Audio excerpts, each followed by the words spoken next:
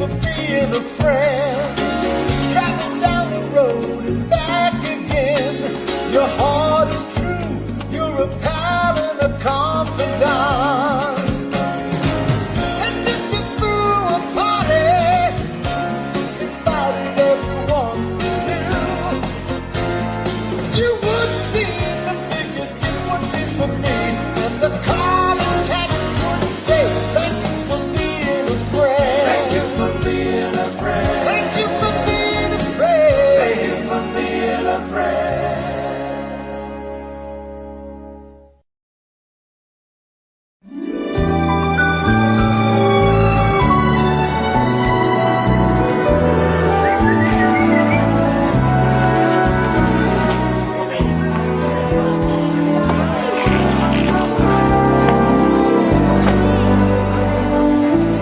Man, this is my least favorite time of year. Spring break, it's the worst. I mean, people drunk everywhere, orgies in the streets, kids running around in togas. It's not even like Miami, it's like ancient Rome. Ancient Rome was never like that. Sure, every now and then we'd get a bad emperor, but... I'm showing my age, aren't I? You know what? This year, I'm ready for these college kids. If they want to try and sneak beer in the room, they gotta go by me. If they want to try and sneak a little friend in the room, they gotta go by me. If they want to go skinny dipping in that pool, they gotta go by me. Come on, boys, I'll show you up to your rooms. Hey, no more than 5 guys at a time. Yeah, and don't overload the elevator either. Sophia, these are children. Why, I have made it abundantly clear to these young gentlemen that I'm a trained working professional of this hotel, and I'm only here to provide professional services, so in spite of your insinuations, I am neither a tart nor a floozy. I'm a massage technician. You know, when kids look at people my age, they have certain expectations. Mm-hmm. And you feel an obligation to be mature and wise, don't you? No, mean as sin. Old people scare the hell out of them. Hey, you, no running indoors. What a rush. Can I help you? Hi, my name's Benson. I'm checking in. Okay, Benson, you're in room 201. What do you got in the trunk, Benson? Clothes. Clothes. All right, let me tell you who you're dealing with. I'm Roland Wilson, baby. I know every trick in the book. Now you got a friend in here and you're trying to sneak him in. But that's not gonna happen. No, I don't. Honest. Well, let's just have a little look-see inside. No, man, there's no... Open it, Benson.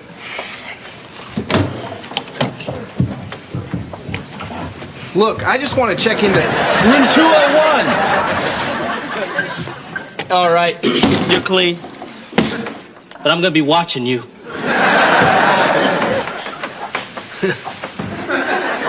College kids, huh?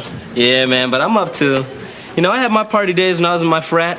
Yeah, me, the Stooge, Creeper, Snake, man, we had some great times. Stooge, Creeper, and the Snake? Yeah. Well, you know, when guys are in a frat together and they like each other, they give each other these great nicknames. You know, it's kind of a tradition. Oh, yeah? What was yours?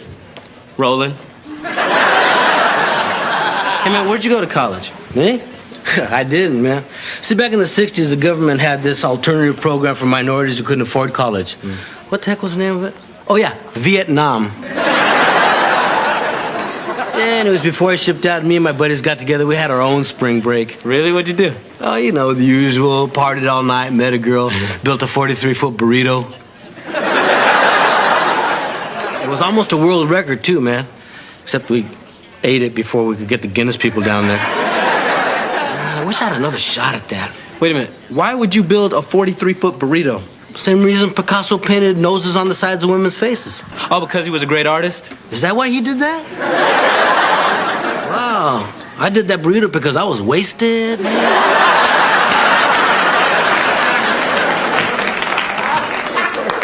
Has Charlene arrived yet?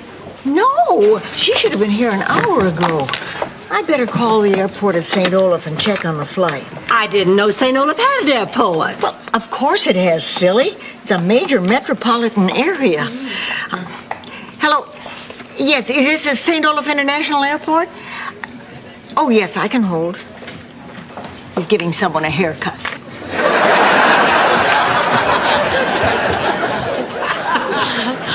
Hello, Grandma. Charlene, oh, honey, am I glad to see you. I brought you a copy of the St. Olaf News. Oh, thank you, sweetheart. Oh, it's so nice to see comics on the front page where they belong.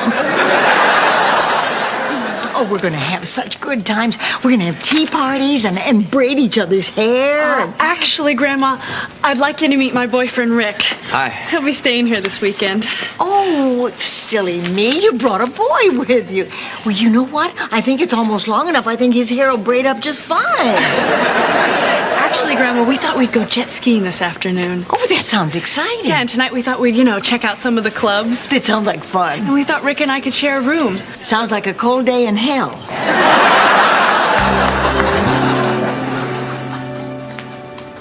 Benson, hold it. What? Come here.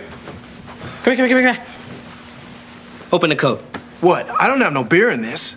Just open the coat. Uh-huh. Just as I thought. Well, Mr. Sneaky. Guess you're not as sneaky as you thought you were. Are you, Mr. Sneaky? I'm sorry, I just wanted a sip of it. To get that crazy feeling. Pretty irresponsible, huh? Nah, don't worry about it. I just don't want that kind of thing happening in this hotel. I was stupid to even try. You bet you were. Hey, sorry about that Mr. Sneaky crack. Forgotten. All right. Sophia, table 1 is threatening to eat someplace else if you don't get their dinner on the table in 2 minutes. I'll take care of it. Listen, you kids. Don't mess with my work furlough program. I can't promise I won't kill again.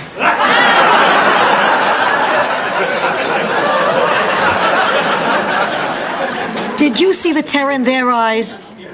Kids, you gotta love them.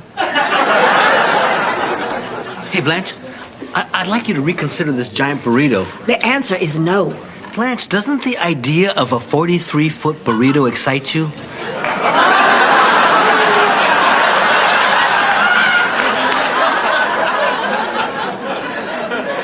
I must be getting jaded now. Grandma, can I talk to you for a second? Oh, sure you can, honey. It's funny, but of all the people I know, you're the only one I can really open up to. I feel like I can tell you anything and not be judged. Oh, sweetheart, I'm always here for you. What's on your mind? Well, Rick and I have been dating for about a year now, and I really like him. And, well, I'm not sure, but I'm thinking about having sex with him. I see. Charlene, do you remember that little song I used to sing to you whenever you had trouble deciding the right thing to do? He knows when you are sleeping. He knows when you're awake. Grandma. He knows when you've been bad or good. So be good, for goodness sake. Everybody sing. You better not cry. Grandma. You better Grandma. not. You better not. Grandma, this is serious. I really, really need some advice.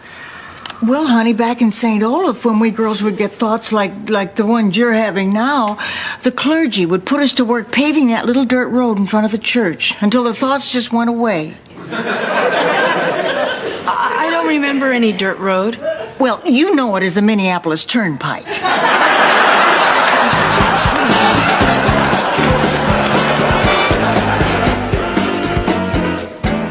And now, the sting.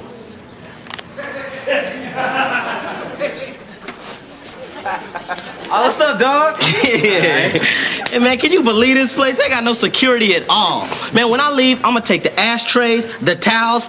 I may even take my dresser. What you gonna take, G? I wouldn't put any of this ugly stuff in my house. Hey, this is a nice place, man. They got some nice stuff. Well, be careful. There's always one undercover cop trying to pass himself off as one of these kids. I know, man. It's usually the real lope who's trying real hard to look young and hip, but he can't quite cut it. Thanks for the tip, officer. Man, I ain't no cop. Oh, what's the use? Well, what's the matter? I know that these kids are wrecking the hotel, but I just can't catch them. And I can't wait to get them out of here. Honey, we can't afford to lose them. Well, Blanche, we can't afford to have them here. Wait till you see the damage. Well, the weather report says it's gonna storm all weekend. Maybe we should go to Key West where it's sunny. Yeah! Oh, Roland, we need their business. Oh, if they leave, we're gonna lose a fortune. Oh, there must be something fun these kids can do indoors. Hey, we could still go for that world's record. Chewie, for the last time, I will have nothing to do with a 43-foot burrito. All right, let's get that giant burrito moving. Slowly I'll cook, bean by bean, tortilla by tortilla, and soon I shall stand in front of my greatest creation, the 43-foot burrito. Bitch can't eat just one. Blanche, have you seen Charlene? Oh, yes, we had a very nice little chat. Really? About what? Oh, this and that and this. Sex. You didn't. Well, Charlene needed guidance and you wouldn't give it, so I gave her a little advice.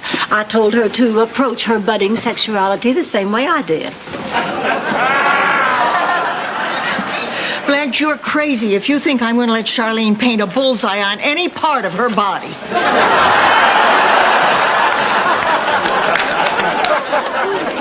Charlene, open up. Tell me you didn't listen to Blanche. Oh, no, I'm too late.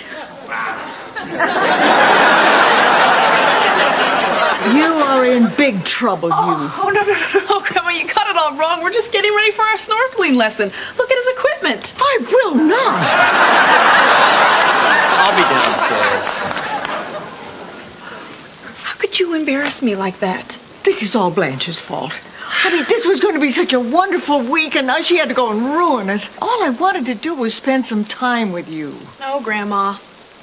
You want to spend some time with some little girl who's not here anymore. And if you can't see me for who I am, then I can't stay here. Oh, Charlene, no. Come back. I'm just trying to protect your reputation.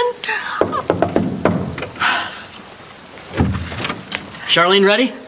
Oh, no, word's gotten out already.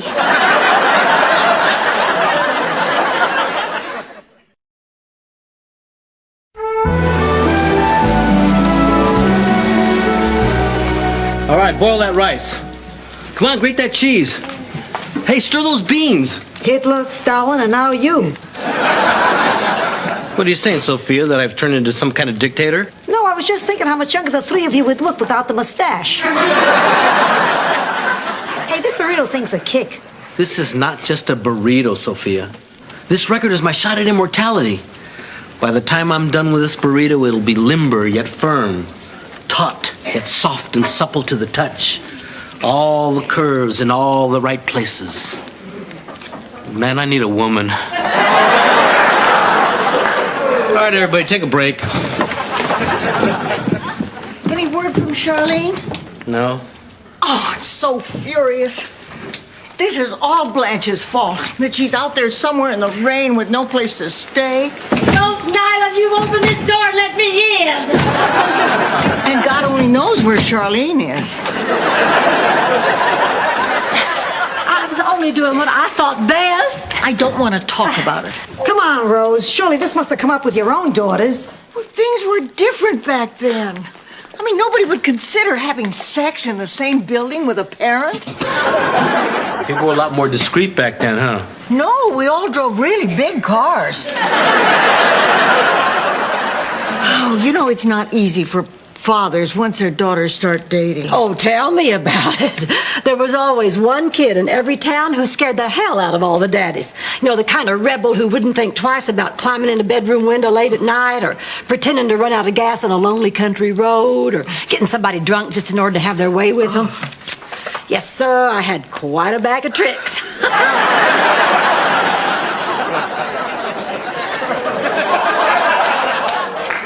I'll never forget picking up Dolores at her father's house for our first date.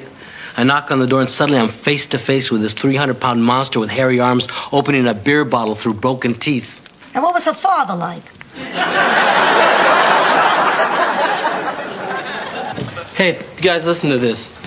I was just out in the lobby, right? And there's this kid out there who's being really loud and obnoxious. And just as I opened my mouth to tell him to knock it off, this strange voice came out of me. And then suddenly I just realized something. We have a ventriloquist here at the hotel? No, Rose. It occurred to me that I sound just like my dad. Yeah, I was getting ready to yell at this kid the same way that my dad used to yell at me. It's weird, man. I'm starting to get old. Roland, don't you think you're being a little silly? No, I'm telling you, something is making me old before my time. I just wish I knew what it was. I don't know. It's anybody's guess. Beats me. Tums.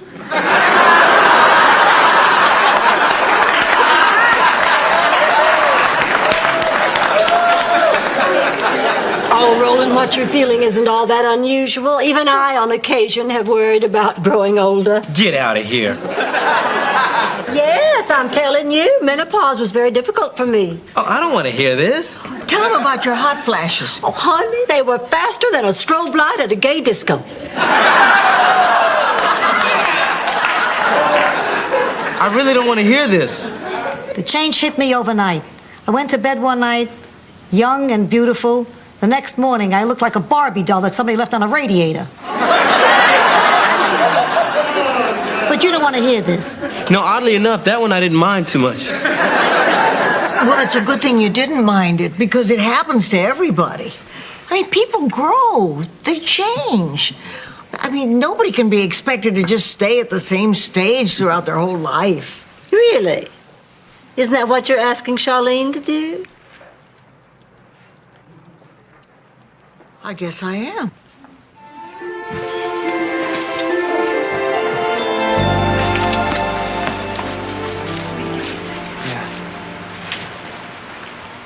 Hi, Grandma.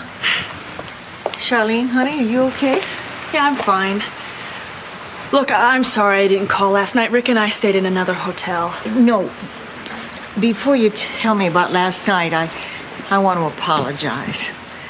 I mean, you came to me with a problem, and I wasn't there for you. But I want you to know that whatever decision you've reached, I'll accept. Rick and I didn't sleep together last night. Oh, you're a good girl. You're a good, clean girl. Last night, I was too upset about what happened between you and me that I didn't get to decide. But I don't know what I'm going to do about tonight. So do you think now we can talk? Well, honey, the truth is, I can't make that decision for you. I mean, only you can.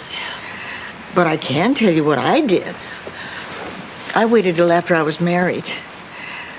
I mean, that doesn't make me better or somebody else worse. Anyway, when the time is right, you'll know. And I can tell you this. You're going to enjoy it a lot more if you're in love. It's funny, that's exactly what Blanche said. Blanche told you to wait? Uh-huh. Our Blanche Devereaux told you to wait? Yeah, she said that I would know when the time is right. Well, that doesn't sound like Blanche. Actually, she said I would know when the many, many times were right. The many, many, many times. That sounds like Blanche. Oh, honey, I'm sorry I was so hard to talk to. I think I just missed the little girl I used to color with and play dolls with. Actually, Grandma, we never played together. I just sort of watched you. Well, I missed the company. So, do you have any big plans for the rest of the day? Well, I thought we'd do some sightseeing and catch a movie. Oh, Rick will enjoy that. No, Grandma. I thought I'd do that with you.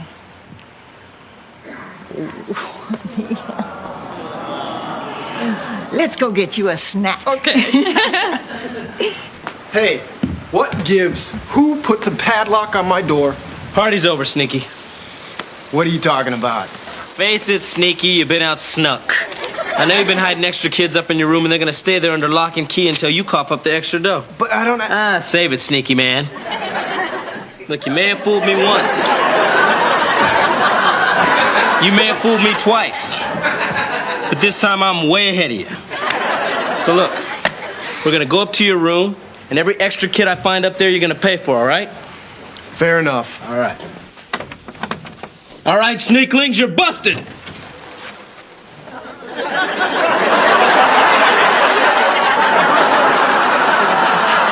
Sophia!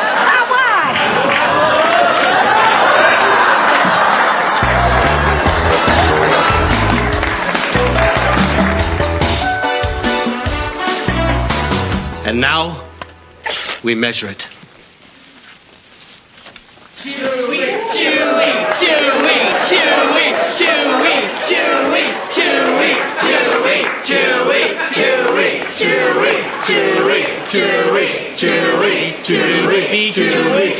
Did you hear that? 43 feet 2 inches, a new world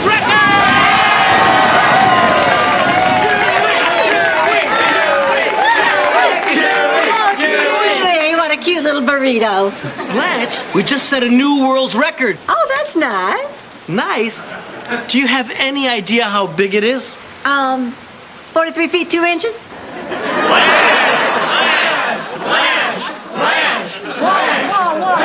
Whoa. Can I say something?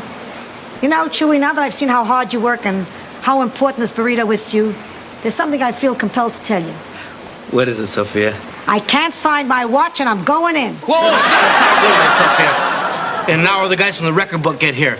And I've waited 24 years for this, and nothing can stop me now. Listen, everybody, we've got a problem. What's the matter? They just issued a flash flood warning on the news. They want all the businesses to use whatever means necessary to keep water damage at a minimum. Well, we'll just get some sandbags from the fire department. We don't have time for that. No, we have to use everything around here that's able to soak up lots and lots of water.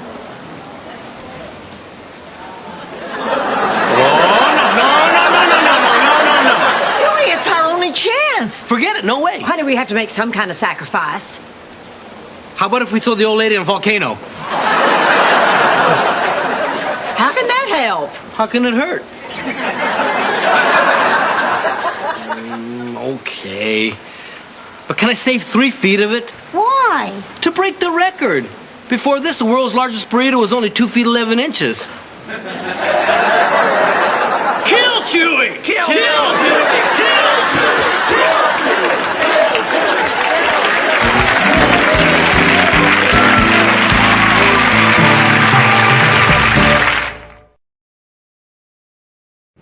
Well, they got past me last year, and okay. They got past me this year. But from now on, no other kids are getting out of this hotel without paying their bill. Good evening. Have a nice evening, sir. We will.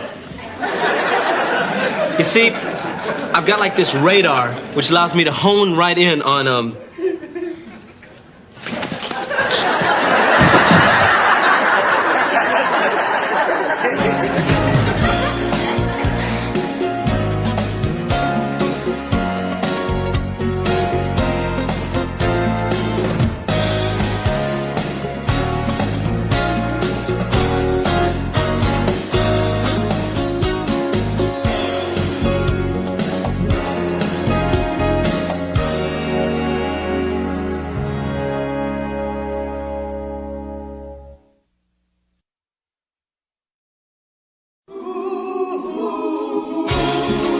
Thank you for being a friend. Traveling down the road and back again. Your heart is true. You're a pal and a confidant. And if you threw a party, invited everyone to, you would see the biggest gift would be for me. And the card and text would say, thank you for being a friend. Thank you for being a friend. Thank you for being a friend. Thank you for being a friend.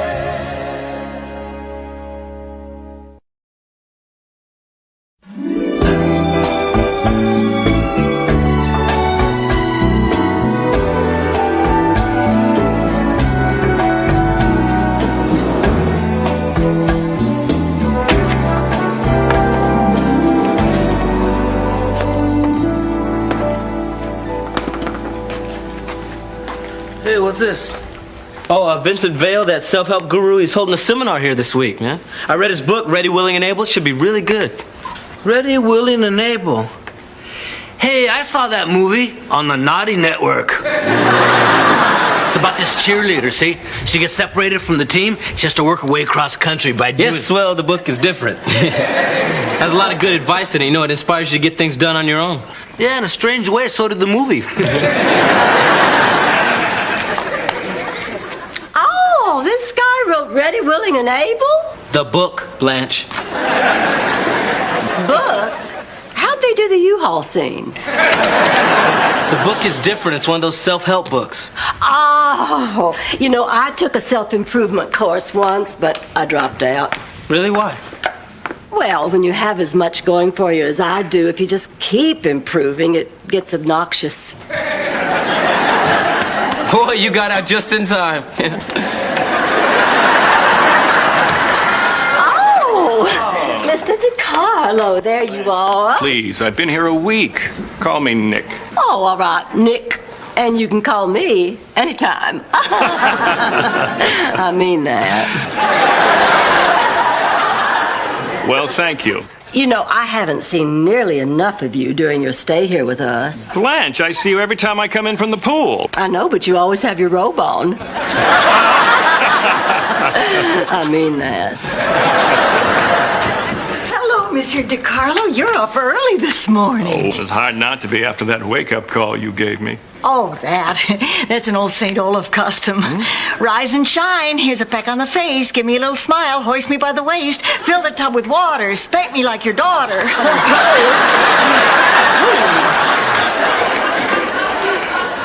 You're embarrassing the man. Oh, no, it takes a lot more than that to embarrass me. Can I feel your bottom? Sophia! He's gorgeous. Stop that. Ladies, I'm afraid I have a little problem. I was expecting a check to be wired, and, well, I just found out that it's not going to come, and And you won't be able to pay your bill right away? well, not in the traditional sense, but I do have a proposition for you. Count me in. You're on. Deal. Actually, I'd like to start in your kitchen. Kinky. Cool. I'm hip.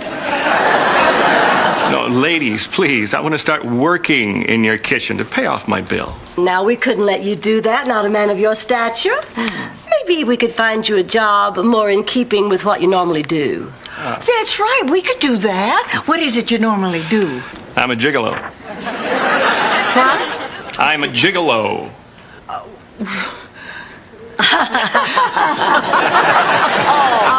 You had us going there for a minute.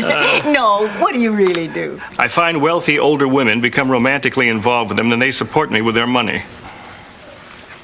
I got 20 shares in Nabisco. What would that get?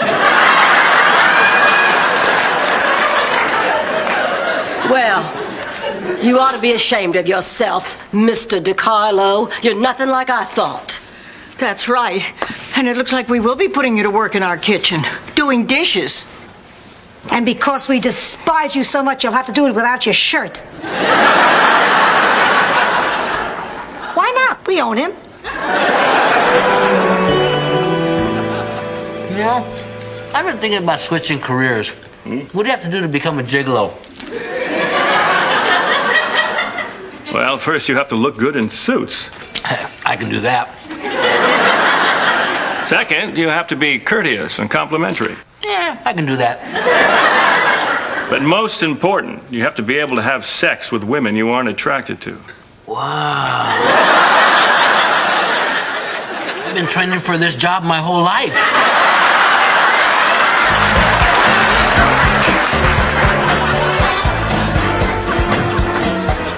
Oh, Blanche, bad news. Don Prescott won't be able to take you to the yacht club ball tonight. What? Oh! Well, that's what I get for lining up a blind date for the biggest event of the year. He better have one hell of an excuse. He died. And? Blanche! Well, I'm sorry, but you don't know what this dance means to me, Rose. All my friends are going to be there. And I bought a really expensive dress just for the occasion. Blanche, Don died. It's a fabulous dress. Excuse me, I couldn't help overhearing. I'm available tonight. I could fill in for the deceased. Oh, that isn't necessary, Nick. All Don has to do is lie there.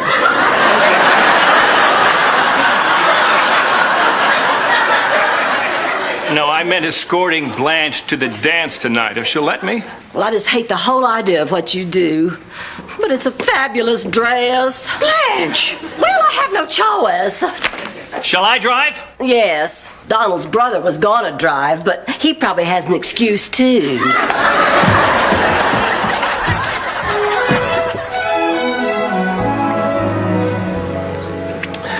I can't believe I let you talk me into this, man. I don't need a self-help seminar. Well, I think you do. Why? What are you talking about? What's wrong with me? Well, it's just... No, man, just forget I mentioned it. No, I really want to know.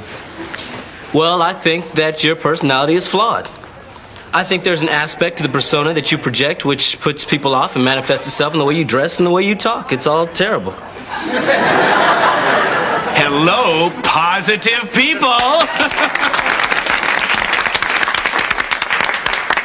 The point of this seminar is that you can have everything you want as long as you're Ready, willing, and able. Sir. That's good, Roland. And I want you to visualize what you want, because dreams are not just dreams. They are The blueprint to the reality. And we build that reality By investing in the future one day at a time. Sir. Roland? Yeah. Smarty gave a party and nobody came. This week is going to be an exercise in personal willpower, but before we begin, does anyone have any questions? Yeah. Yes. What do you think of the way I'm dressed? It doesn't work. Now, at the end of the seminar, we will test our personal strength with the fire walk. The what walk? The fire walk. See, you confront your personal fears by walking across a bed of hot coals. What's your biggest fear, man? Walking across a bed of hot coals? Look, I promise you, after you walk across these coals, you're gonna be a different man. Yeah, instead of being chewy, I'll be crispy.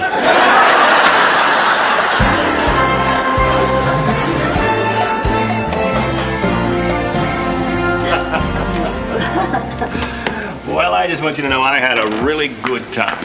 Oh, well, so did I. You know what I was thinking at the dance tonight? I don't think I've ever met anyone as self-absorbed as I am. I was thinking the very same thing about me. Oh, Nick, I don't think it would be wise for us to take this any further. What's wrong? You can't possibly find me unattractive. No, of course not. It's just that, well, you are a Golden Palace employee now, and I don't want to be accused of sexual harassment again. Again? You lick one gardener on the back of the neck, all of a sudden it's a federal offense.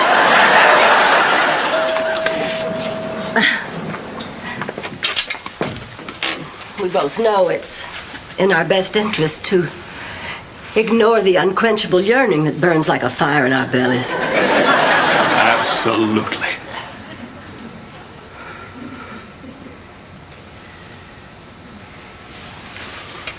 Not the hair.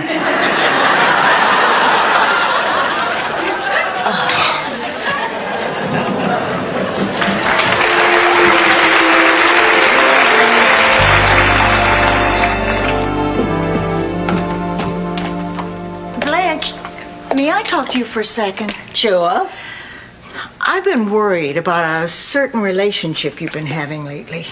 Rose, if this is about Nick and me, I don't want to hear it. All right, in that case, I want to tell you a fable. About? The Grasshopper and the Gigolo. Now listen to me. Once upon a time, there was a grasshopper who made a lot of noise by rubbing her legs against, well, anything that moved. Rose, look, I can take care of myself, but thank you very much for your little grasshopper story. All right, but don't blame me if you end up being rolled on the kitchen table and dipped in chocolate. Done it. Been there. Well, as of today, I'm all paid up. Already? Sophia gave me time and a half for doing the dishes in my Speedo. Well, now that you're a free man, what are your plans? Actually, being with you has made me think of getting out of this gigolo business. Really? Mm-hmm. Well, what would you do? Well, my brother owns a hardware store in my hometown, Carlinton, Indiana. He's been trying to get me up there for years. Maybe it's time to do that. Oh, no, Nick, don't go. Oh, we're having so much fun here. Why don't you just stay here with me while you look for a job? Well, you can always help out around here. Well, it has been nice. Even if I do have the hands of a longshoreman now. Oh, your hands are much softer than theirs were.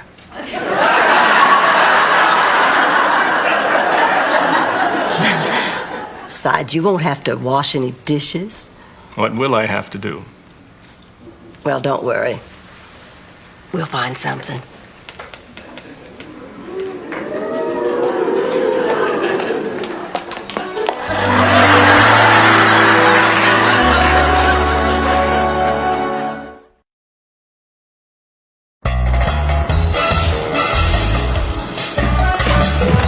Hey, Roland, you still got that book ready, willing, and able? All right, Chewie, I'm proud of you. Actually, I want 2 copies. Really? Why? Yeah, so I can strap them to my feet while I walk across those stupid coals. Come on, man. Roland, don't hate me because I'm flammable. Get up. Oh, hey, Blanche, I just saw Nick by the pool. Now, I thought he was leaving. No, he'll be staying at the hotel for a while. Oh, Blanche. Oh, it's okay. Oh, Nick's given up the gigolo trade. Really? How's he gonna make a living? Well, I'll be taking care of his needs. Gee, I hope he can adjust. It's not like that. Nick has turned over a new leaf. He's a changed man. And I'm sure that in a little while, everybody's going to forget all about his shady past. Hey, Blanche, where's the hooker?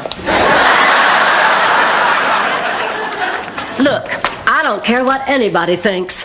I have found a man I really like.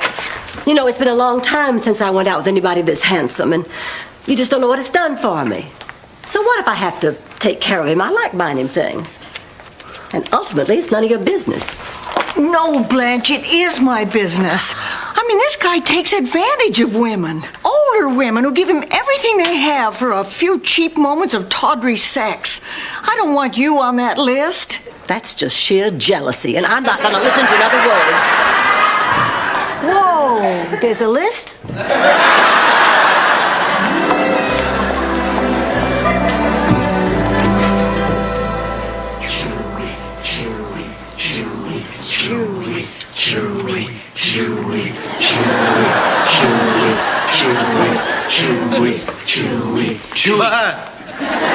We're waiting. Chewie, now you can do this, man. Your mind is more powerful than your fear. You just have to keep saying to yourself, cool, cool, cool. You'll be fine. Go ahead. Chewy, chewy, chewy, chewy, chewy, chewy. Cool, cool, cool. Hey, cool!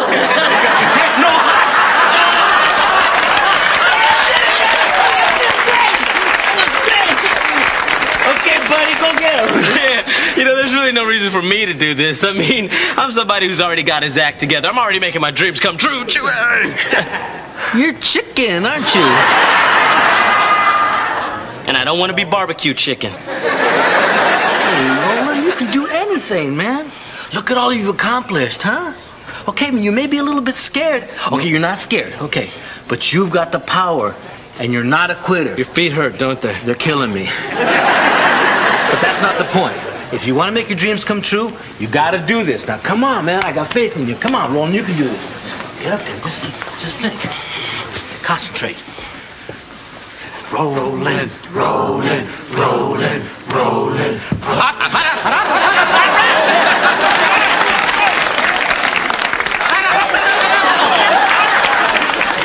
It takes a brave man to do what you just did, man. Yeah.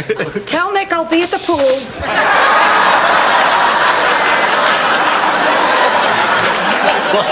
A brave man or an old lady with no circulation in her feet. Teeth. as white as ivory, skin as smooth as marble, lips as succulent as fresh fruit. That's beautiful. Now let me tell you some of the things I like about me. Breasts as pert and bouncy as Mary Lou Retton on a trampoline. You really are a very special lady, Blanche. Oh, I think you're pretty special, too. I just wish... Oh, never mind. What? What is it? Well, Blanche, now that I've turned over a new leaf, it just bothers me that you pay for everything. Oh. No. Why am I letting you do it? I hate myself for that. Oh, you pay for my room, my food, my suits, my shoes. I didn't tell you to buy new shoes. Well, I picked them up when I got the suit. I just feel it's time for me to make a change. So, I want to propose something to you. Oh, Nick. What are you suggesting? That we get married? Oh, no, Blanche, I wasn't going to ask you to marry me. I was going to propose that I go back to Indiana. You what? Oh, I love you, Blanche. You're everything to me, and I want to prove my love to you by... Raisin? No, thank you. You sure? I'm fine. Because it's amazing how something so wrinkly can be so tasty.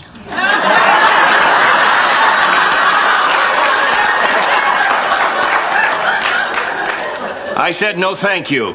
How about an old prune? Sophia. That was a double entendre. Yeah, I know what it was. Here, now you just get out. Get out. Anyway, Blanche, I want to take care of you. So I'm going to swallow my pride, work in my brother's store, save up some money, and then come back for you. Nick. Yeah. Oh, you don't know how happy this makes me. Oh. Oops. Want to pick that up, Nick?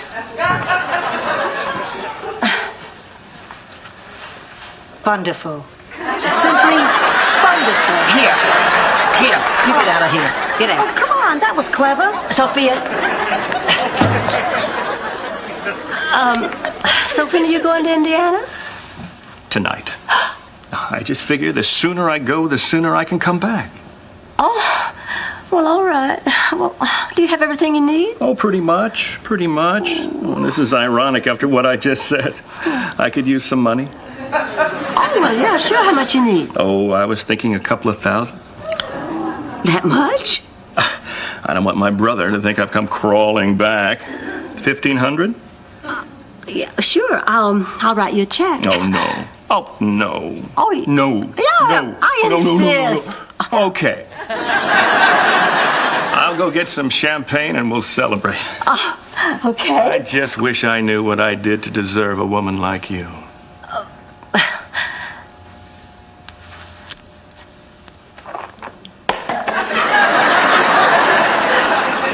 I'm not picking that up, Sophia.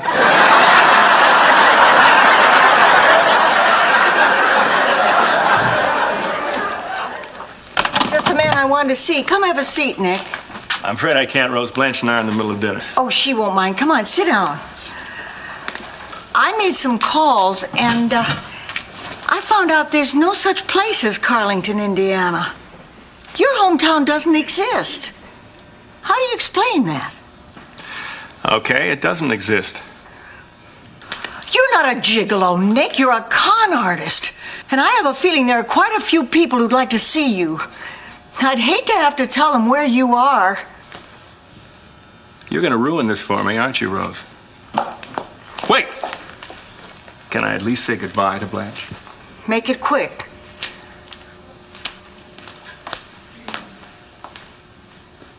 I did make her happy, you know. I know. I have to compliment you, Rose. You're smarter than you look.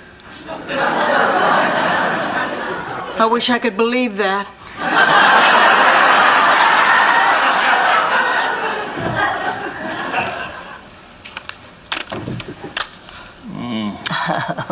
Here's the money you wanted. Oh, and then some. Well, I wanted to get you off to a good start. It'll bring you back to me that much quicker. Oh, sweetheart, I'm at a loss for words. Some words just came to me. You know, I can't take your money. Although, believe me, I'd love to. But if I'm going to prove to you that I can make it on my own, then I'd better get going. So I'm going to leave behind everything you bought me. Even the shoes? Surely you can take the shoes. Oh. No, I really can't. Well, I certainly do admire your determination. Wait.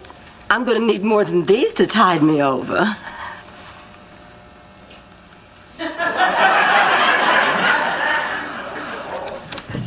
Oh, look, it's almost time for my favorite show, Cops.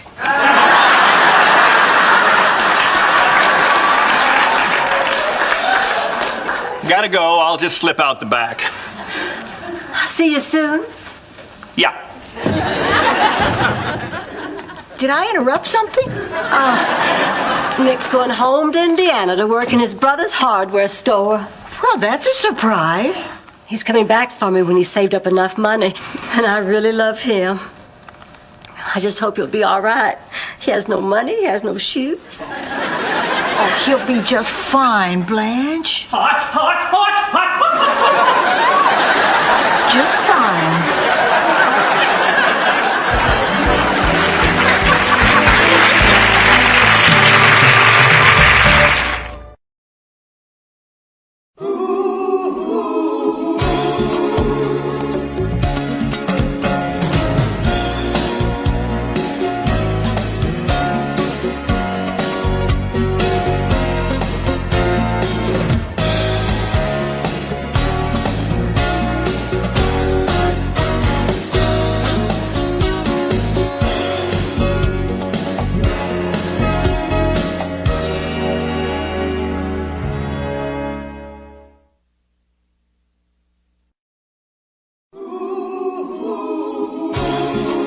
Thank you for being a friend.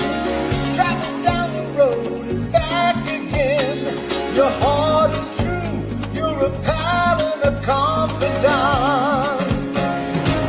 And if you threw a party, invited everyone you knew, you would see the biggest gift would be for me.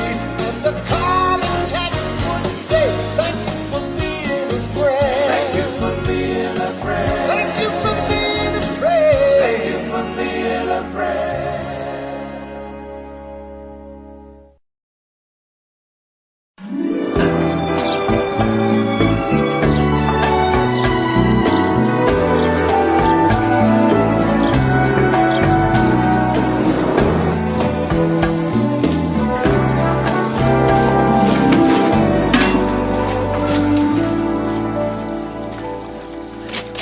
Hey, Sophia, isn't that sauce ready yet? It's coming, it's coming. My God, I haven't cooked this much since I worked in Mussolini's kitchen during World War...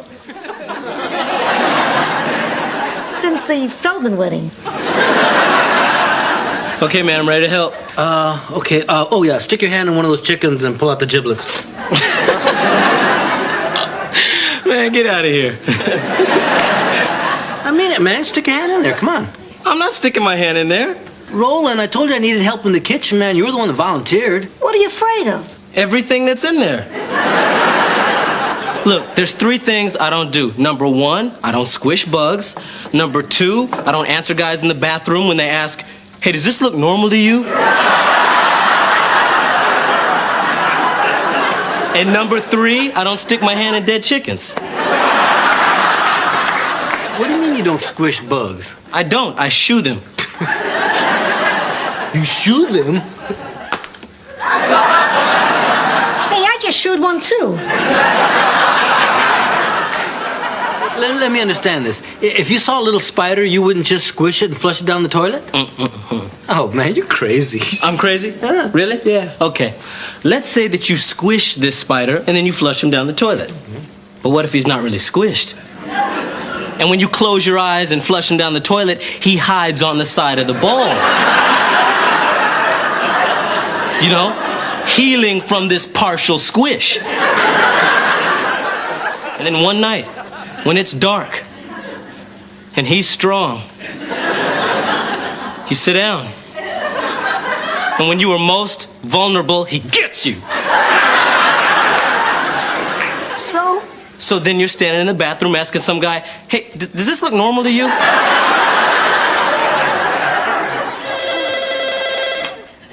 Front desk. Oh, yes, Mr. Burroughs. Yes, I know there are supposed to be 8 chicken fingers in an order. I'm sorry you only got 7.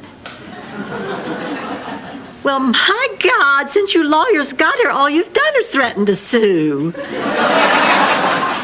No.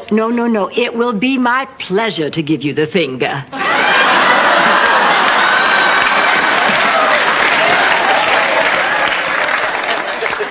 Oliver, run take a chicken finger up to 215.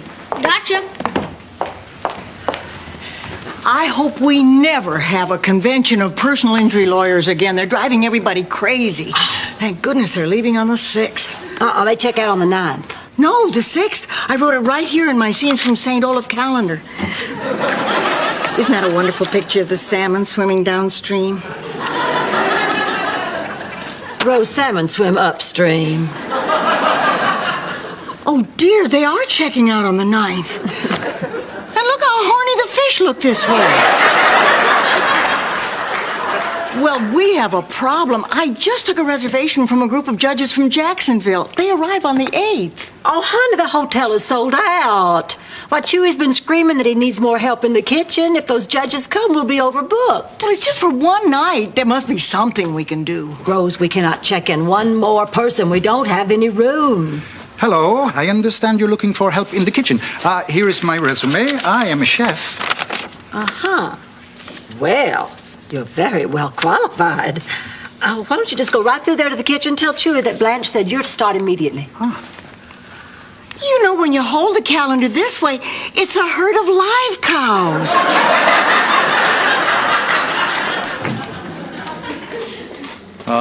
Blanche at the desk said I should come in here to work. Welcome aboard. Stick your hand in a chicken.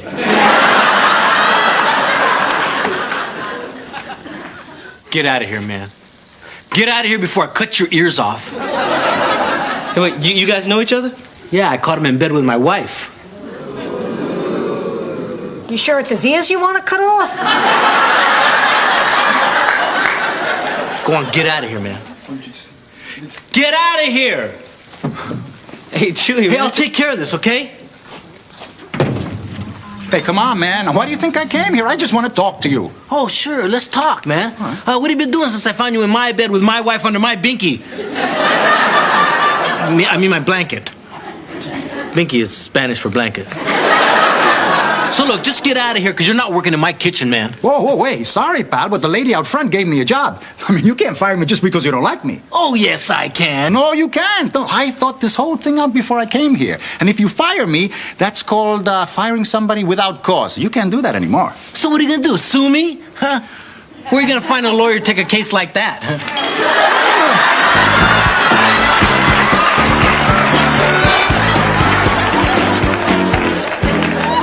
My goodness. What's the matter? Oh, it's from the insurance company. It's the check. I sent them and our policy both marked canceled. I knew it. They canceled our liability insurance. Now, why would they do that? Remember when Rose covered the pool before everybody was out of it? Yeah? Well, apparently this guy's still having bad dreams.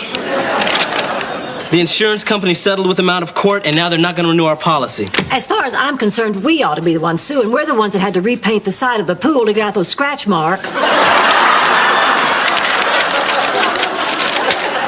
Look, Blanche, all I'm saying is we got to be careful. I mean, without liability insurance, if we lose a court case, we could lose everything. Okay, let's go. Let's go. Oh, listen, honey, I do hope you call those judges to tell them we don't have any room. I think I figured out how we can fit the judges and the lawyers and keep everybody happy. Really? What's your plan? Oh, it's not really my plan. It's a plan that was devised in St. Olaf during the Big Monkey trial of 1945. The Big Monkey trial? Oh, yes. And it's a good thing we were able to find a jury of his peers, or we would have convicted the wrong big monkey.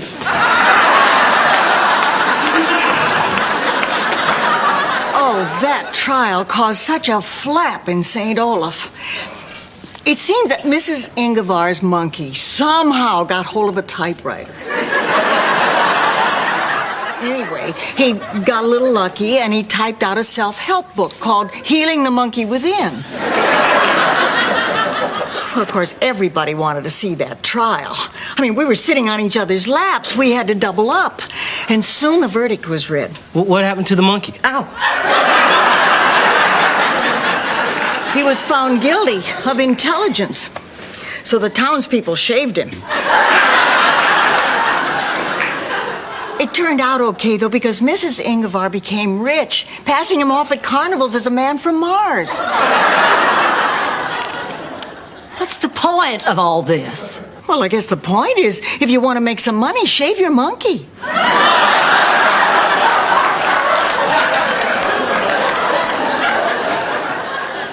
How does it help us? You really haven't been listening, have you? We have to double up. Now, if the three of us gals share a room, and if Roland and Chewy and Oliver share a room, we'll only have to have one judge and one lawyer share a room. Fine, do it. Hey, Blanche, wait a minute. I'm not going to let you bring more guests into the hotel when we don't have insurance. Listen, we are finally making some money here. We are booked up. I think it's worth the risk. But don't you think this is a decision that you should make with all your partners? Oh, honey, I would never know how to track them all down. Oh. You mean my hotel partners? Mm-hmm. It's okay. I'm in charge. Hey, you guys, can we get lunch going here or what? You still won't talk to me. Hey, would you talk to a man who had sex with your wife? Chewy, I just want to get the lunch served. I don't care what he does as long as he washes his hands afterwards. Let me ask you, if you found your best friend, someone you grew up with, in bed with someone you love, wouldn't you be mad? Well, it would depend on the circumstances. Maybe they'd been to a dance, and maybe they both had too much to drink, and maybe he just said he was going to show me his appendix scar. Stop judging me. Stop judging me. Chewy, you and Dolores were already separated, man. I mean, I knew how miserable you were feeling. That's why I went over there to talk to her, man, to explain to her what you were feeling. Oh, that makes perfect sense. You wanted to know what I was feeling, so you started feeling my wife, huh? No, man, it wasn't like that. It just happened. So what do you want, Ruben? Huh? You want my blessing? You want me to say you can have Dolores? Well, go ahead. She's all yours. I don't want to be with Dolores. I want to be with you. You're the one I love. Now, here's a twist I wasn't expecting. Come on, Blanche, come on. Come on. I miss you, man. I mean, don't you miss us hanging out together? I'm not forgiving you, man. I can't. Come on, Chewy. Ever since we were 6 years old. I mean, you remember when we met in Miss Hernandez's class? I mean, you've been my best friend. Still remember that day you walked in that room? You had a great smile. You're always laughing. You remember that day, man? You stole my crayons. What? That's what I remember. You stole my crayons. First my crayons, now my wife. Everything I ever loved to play with.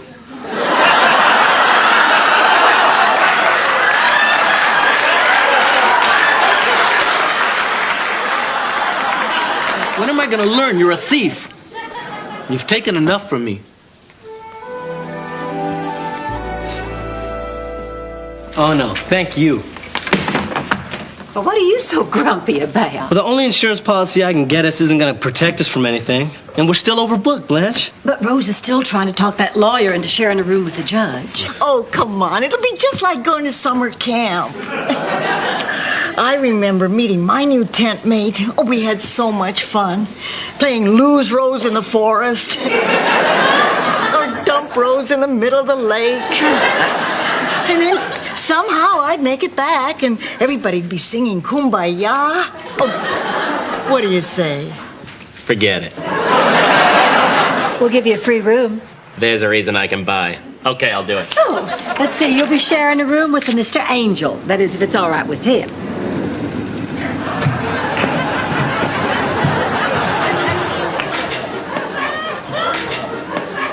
I'm sorry, boys, but we're all booked up. We have reservations. We're the judges of Jacksonville.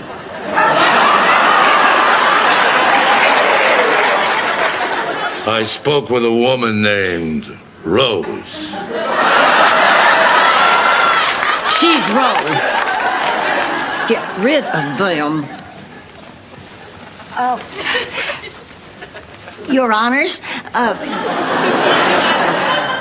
hi. Listen, I made a mistake, and we really don't have enough room. I mean, if you stayed here, you'd have to share a room with him, and you wouldn't want to do that. Sounds like fun. Oh, it wouldn't be. He's a lawyer. Great. I hate lawyers. Well, okay, I'll need your full name, Mr. Angel. Angel of Death. Angel O'Death. An Irish boy. What a silly little mix-up. I guess, of course, you won't want to be staying with us tonight. Oh, I'll stay. But if anything happens to me, this hotel is mine.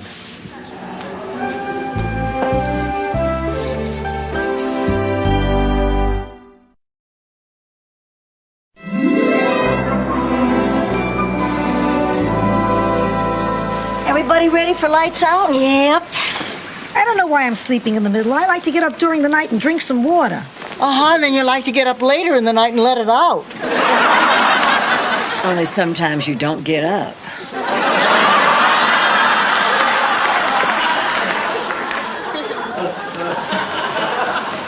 Oh, I hope that lawyer and that biker are okay. It's a shame how society has to kowtow to those hooligans, those no-goods who prey on decent people everywhere. And the bikers are just as bad. Well, I guess we really don't have to worry. I mean, even if that lawyer sues, we're covered by our insurance policy. Girl, I'm afraid we have to talk. What's the matter, Blanche? Oh, I wish there was some other way to tell you this. We have no insurance policy. What do you mean we have no insurance? The insurance company canceled our policy, and I'm having trouble getting us covered. What does this mean, Blanche? It means if that lawyer should sue us, or if Reuben should sue us, if we have any kind of legal problems, we're likely to lose everything. When did work become so hard? We have to worry about every little detail. Did the laundry deliver all the sheets? Did I get all the keys back from the guests? Did you check for swimmers before you covered the pool? Exactly. Excuse me.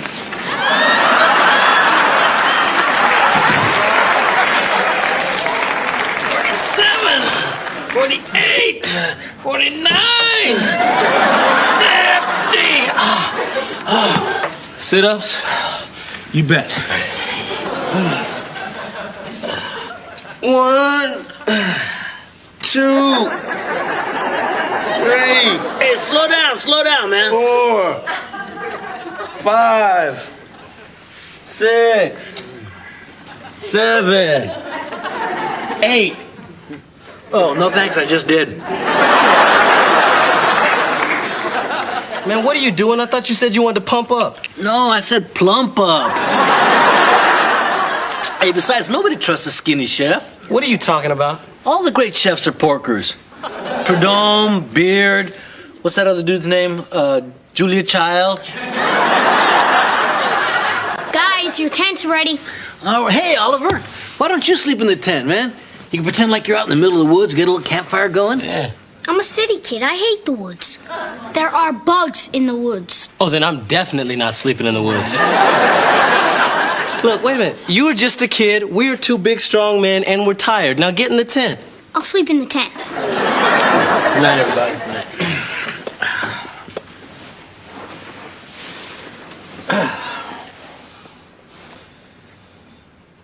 How can I forgive Reuben, man? He slept with Dolores. I know, man. It's no argument here. It was wrong. Totally indefensible. But carrying around all this anger is killing you, man. And it's changing you, too. I miss the old Chewy.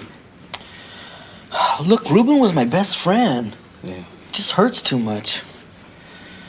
You just can't get that close to a man overnight. Yes, you can if you just try.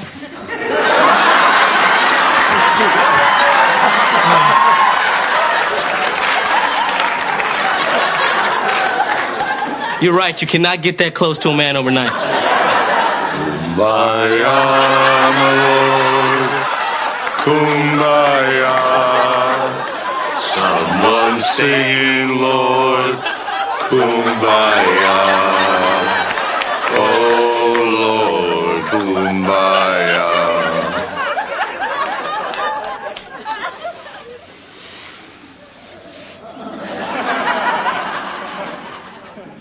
What in hell is that? My feet. Oh, they're freezing. I know, so I figured I'd put them in the hottest place in Miami.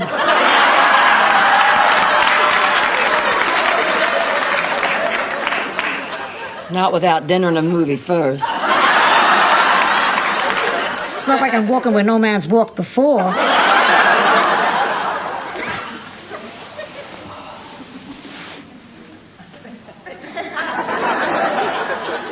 Ooh, I just had my favorite abominable snowman dream. I still feel chills. Those are Sophia's feet. Hi. Well, move 'em, lady. Sorry I woke you. I wasn't really asleep. I was just lying here thinking. You know, in my wildest dreams, I didn't think the hotel business was going to be this hard. Well, actually, in my wildest dreams, I'm carried off through the jungle by a gorgeous man in a leopard skin loincloth. I haven't worked this hard since I was a little girl on my father's dirt farm back in Sicily. What did your father grow?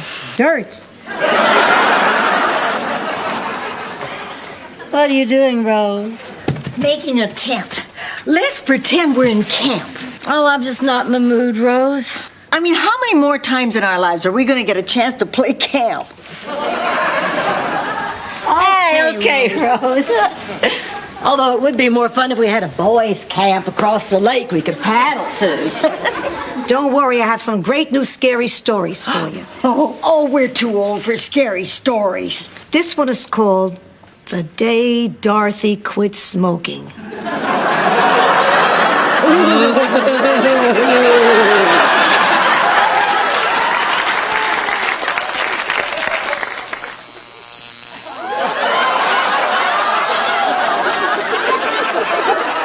Yeah, that wasn't so bad, was it? I love it. Born to litigate.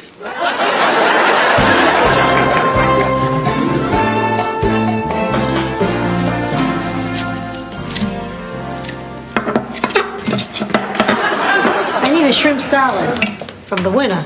I'll get it. You two still fighting? Well, not too much longer. This is my last night. Oh, we're gonna miss you. You seem like a nice person, except for that sleeping with the best friend's wife thing. Kumbaya, Lord, kumbaya. So you're gonna go, huh? Why not? You're not going to talk to me. Look, Chewy, man. I'm not perfect, man. And I'm really sorry about what happened. Look, man, for what it's worth,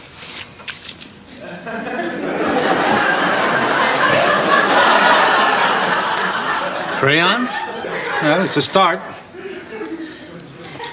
Look, I'm going to split. Reuben? Come here. Look, I'm not doing this for you. I'm doing this for the old Chewy.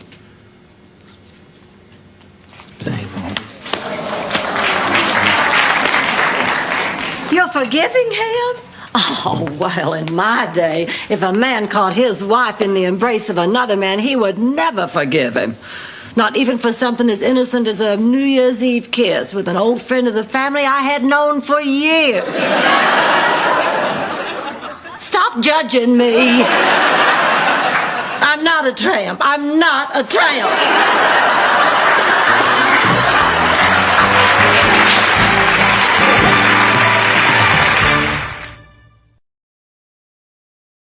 I do hope you enjoyed your stay. I did. And I hope you didn't find anything to sue us for. Mrs. Devereaux, every lawyer I know went to law school because they believe in the concept of justice. We're not in this for the money. It's not about money. Rose? card if you decide to sue. Sue, I own this place. You can sue yourself. Are you incorporated? We don't have any insurance. Oh. If you'll excuse us. Honey, are you okay? I'm fine. I just don't know what happened. Sorry about that, Rose. I couldn't see you over the towel cart. It was an accident. Don't you want to hear the rest of the monkey trial story? No, Rose. Maybe next time we're upstairs.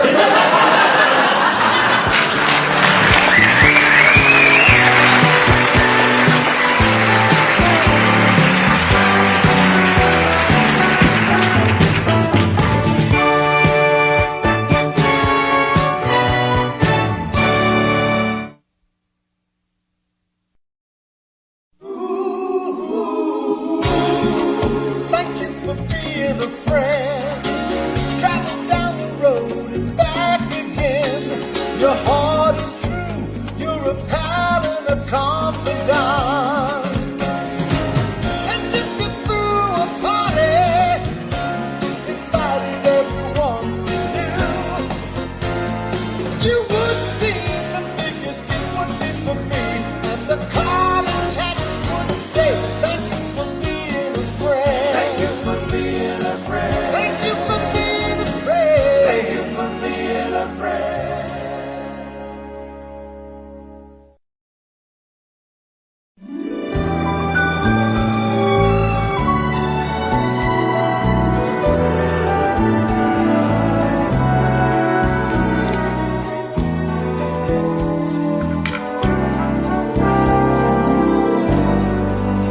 Congratulate me, Sophia. I finally finished that jigsaw puzzle.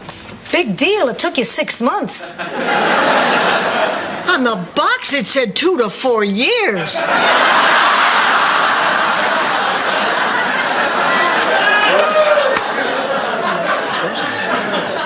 The Carlton Hotel called. They have a problem. They're overbooked tomorrow. They want to know if we could handle a bachelor party. Yeah, we can do that. We just need to order some more beer. Yeah, we can borrow some dirty videos from Blanche. Okay, boys, but be kind. Please rewind. And they want us to hire a stripper and have her pop out of the cake. I'll be in charge of that. You can handle that? Hey, no problem, man. I just need a table, some whipped cream, some frosting, and some sparklers. Sparkler? What, for the cake? No, the auditions. I don't know about hiring a stripper for the hotel. That's a little rough. Oh, my Charlie never was interested in strippers or any of that smut. I guess growing up in the country on a cattle ranch gave him a different idea of what constituted a good time. He was more into nice, quiet dinners at home, huh? No, leather. What can be keeping Stan's attorney? And I still can't imagine why he wants to come over here to talk to us. Well, if I know that cheap ex-son-in-law of mine, there's only one thing he could want. What? His toupee back. Hey, if the man wants to take me on a fishing trip, I keep what I catch. Why would he send a lawyer? I owe him a little money. You owe Stan money for what? Neck job. You had your neck done? Yeah, I got tired of people saying, my, what an unusual scarf.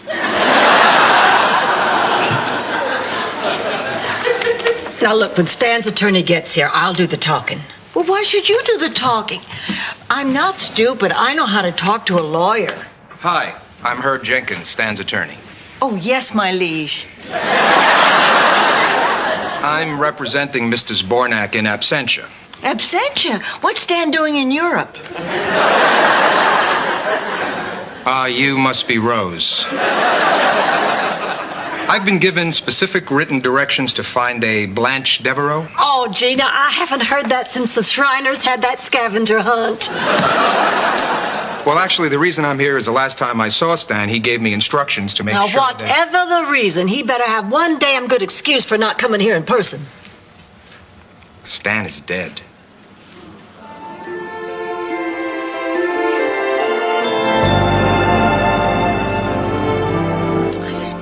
Can't believe Stan is dead. Of a young man like that in the prime of his life. Yeah. Have you ever noticed how as we get older, the prime keeps moving back? I know. My father was just 85 when he died. A baby.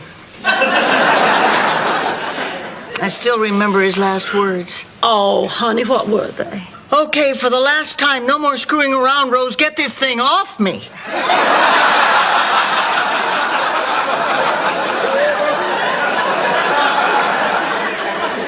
And then poof, he was gone. Well, at least we know we were very good to Stan. Yeah, it's not like we badmouth Stan behind his back. Hey, check this out. Some bozo just tipped me in Canadian quarters. Man, dude pulled a real Stan on me. So, how are we gonna tell Sophia? We'll break it to her gently tonight just before we put her to bed. Guess who I just ran into? Not Stan, he's dead.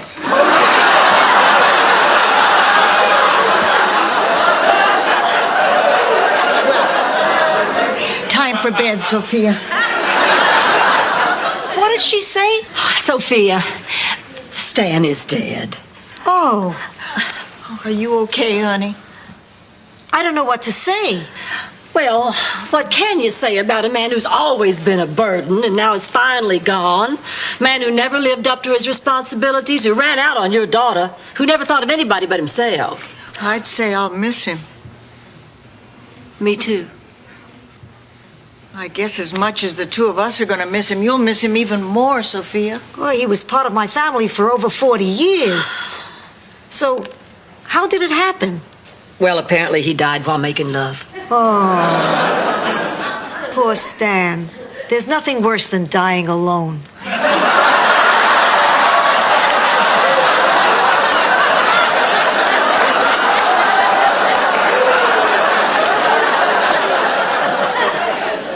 At least we know he went quickly.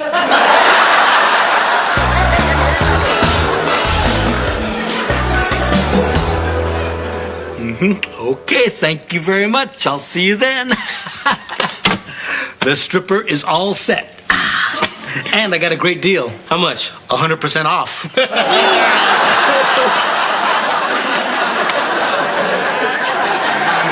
Stripper? No. I've had second thoughts about that. Yeah, I can't stop thinking about her either. Look, I am hardly a prude, but if a man loves a woman, why would he want to spend the night before he gets married looking at someone else? Last gas before the freeway? Well, I think it's wrong. Oh, come on, Rose. Everybody needs a little fantasy now and then to help them get through the day. When I attract a man, it's because of my brains. Now, you see there? Look, Rose, I understand your concerns, but this is a male ritual that's been going on forever. It's not an exploitation of women. Yeah, I mean, what about if I took my clothes off for a bunch of screaming women? What would you call that? Pee-wee's Big Adventure. Don't run. It's going to be worse if you run.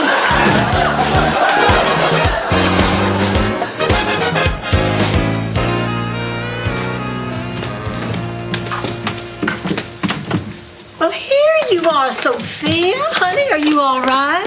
I'm fine.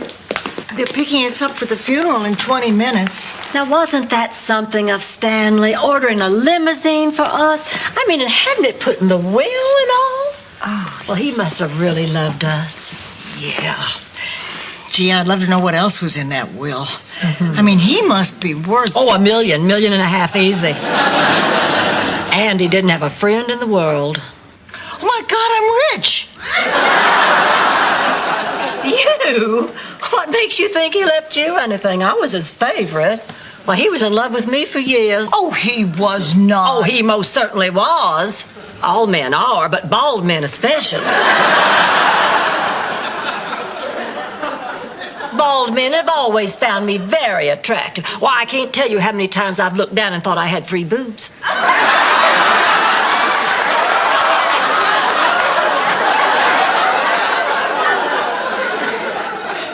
All right, you two, that's enough. We're talking about a man who died here. Sophia's right. I don't care about Stan's will. I just wish he was still here to talk to. Yeah, me too. Well, we better be on our way. Yeah. You coming, Sophia? Give me a minute.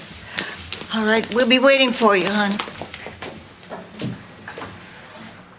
Okay, Lord, this is the deal.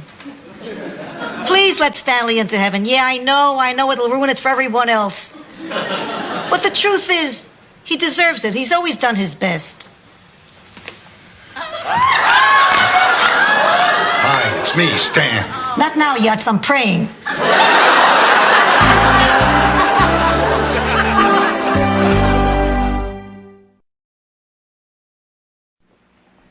Sophia, it's really me. Oh, Stan! Hold it. You're not haunting me, are you? No. Are you sure? Because you smell like you're decomposing. I was hiding in the trash bin. No, I really am alive. Oh, Stan! How do you like the neck? Look at that. What a great summer look for you.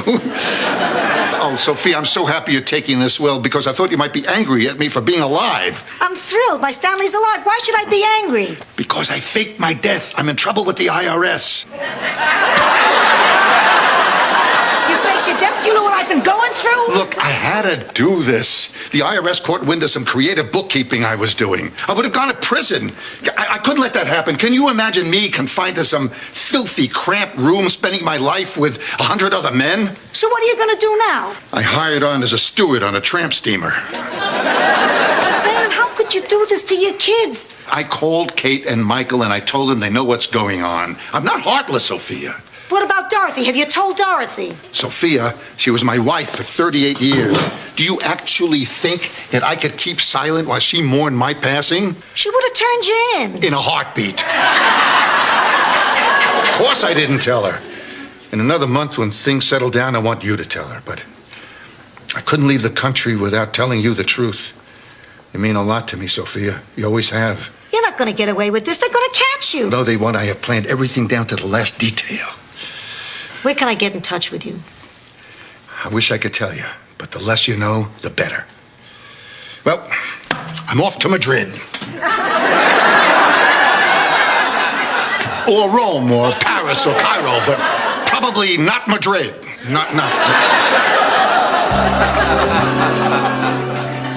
Let's go over this checklist again, make sure we get everything ready for the bachelor party. Okay. Food, check. Beer, check. Cigars, check. Entertainment. I know, no check, just cash. Okay, Bambi, Chris and his friend should be here any minute, so why don't you go ahead and go in the kitchen and, get ready. Okay. Okay. Boom, ba, ba, boom, ba, ba, boom, ba, ba. I love this job. Can I help you, ladies? I hope so, sweet cheeks. We're here for my friend Chris's bachelorette party. You're Chris. Bachelorette party.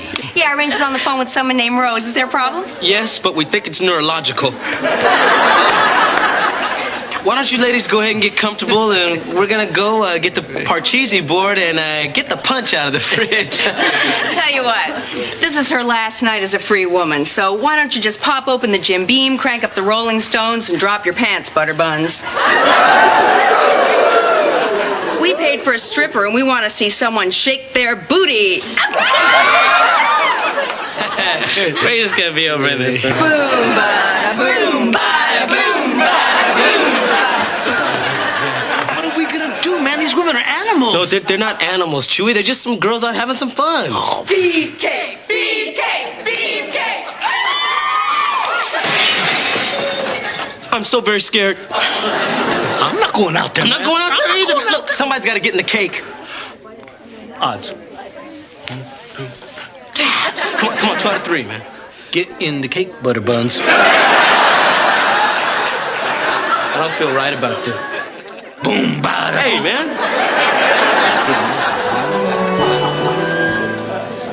Wow, would you look at the size of this crowd that showed up for Stan's funeral?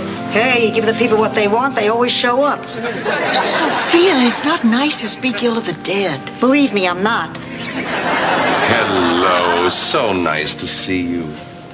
Well, Rose, well, you know about that. A bald man was glad to see me.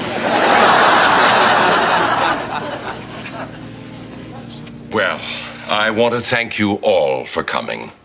Stanley Zbornak meant a great deal to all of us.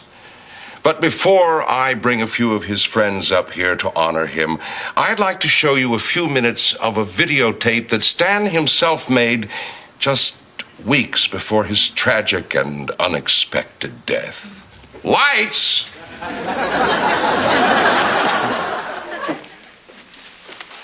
Hi, it's me, Ghost Stan. Boo! No, I'm kidding. It's regular Stan. And this is just a little something I put together to show at my own funeral someday. I want to thank you all for turning out to bid me farewell today, and to honor you, I've written a special poem called What My Friends Mean to Me. My friends sure mean a lot to me. Yes, a lot they mean indeed. Live from Miami, it's the International Bikini Fest, where we'll show you more, or should I say less, of the latest lights. Lights! He taped over it. He taped over his own funeral message. Well, I guess I should screen these before I... Well, we certainly got the gist. And now I'd like to invite some of Stan's closest friends up here to say a few words about him. Attractive, intelligent, sexy. These are just a few of the words Stan used to describe me.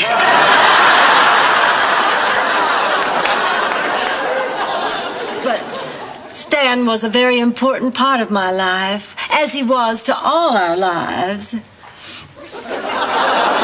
I first met Stan when he was a novelty salesman.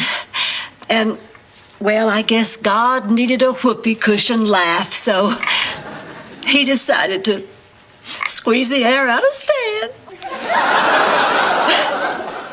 Wake up, Flufford, wake up! But she never did. Now, I know a half hour is a long time to spend talking about a dead cat. Oh, but she was really so... Get to it! So, speaking of dead cats, how about this Stanley? What a loss. He was a special man, this Stanley. This marvelous thing called Stanley. Boo! Boo! Boo! And now I have the honor of reading to you his epitaph. The epitaph of a great American. Here lies Stan Zabornak, beloved son, model citizen, caring father, faithful husband. All right, that's it. I can't listen to any more of this. Oh, Mrs. Petrillo, I know you're in pain, but of course it is through pain that healing comes. He's right, Sophia, honey. You're suffering right now, but... I'm not suffering. I'm telling you, Stan is not dead. Oh, of course he's not dead, honey. In our hearts. Yes, so as it is written, he shall live on as love in all of our hearts. He wasn't alive in my heart. He was alive in my kitchen. He spoke to me in my kitchen.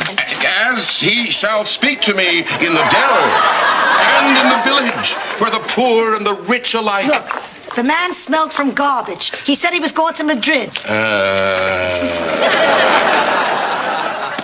Yea, though the elderly may become feeble and their minds might turn to custard. Let go of me. He's not dead. Sophia, He's get not in hold that of box. yourself. Open the box.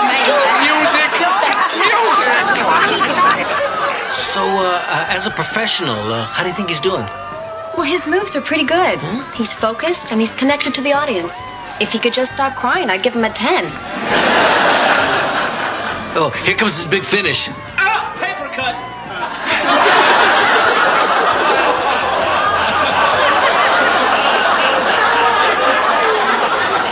Really gotta hand it to Roland. He's handled this thing with a lot of dignity. Hey, all right, the show's over. Topaz has left the building.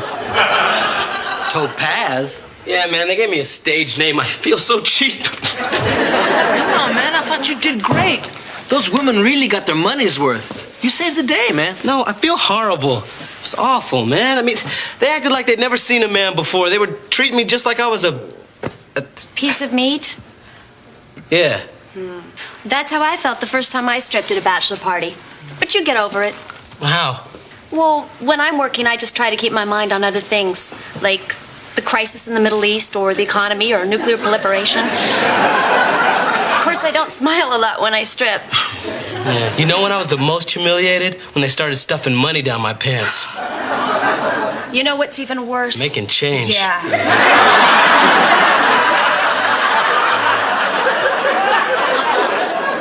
Hey, well, look on the bright side, Roland. I mean, this is the last time you'll ever be humiliated like this. Yeah, lucky me. Well, I guess I should be going. My taxi's probably here by now. Yeah. Hey, Bambi, why don't you let us walk you out? Yeah. Wow, that's really sweet. Thanks. Hey, have you ever done a show before and nobody's tipped you at all? Oh, yeah. Sometimes a whole audience will pull a real Stan on you.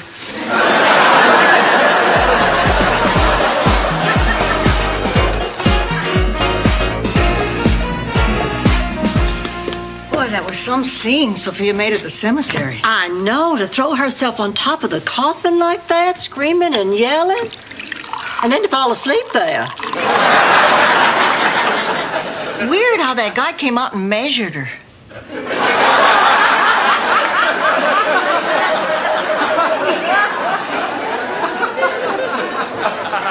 I wonder why Stanley left directions that his will be read the same day as the funeral. I don't know. Boy, he didn't leave us what we thought he would, did he? He didn't leave us anything. And how come he left all his money to some yahoo in Madrid? Who does he know in Madrid? Would you two stop it? The man's just pretending to be dead.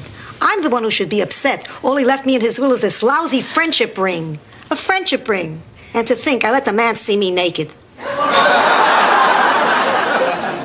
He had hiccups.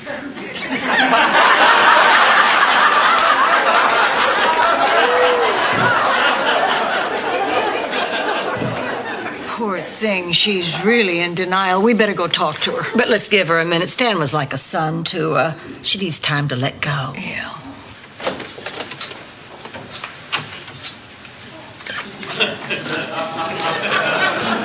Sophia!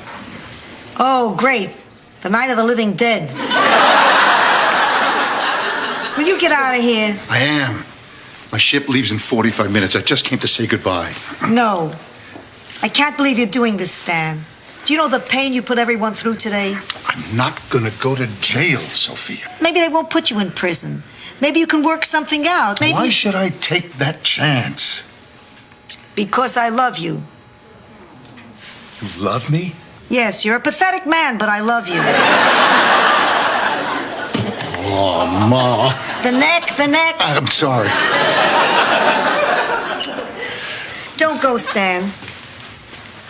If you walk out that door now, you really will be dead. Sorry, Sophia. I love you too, Ma.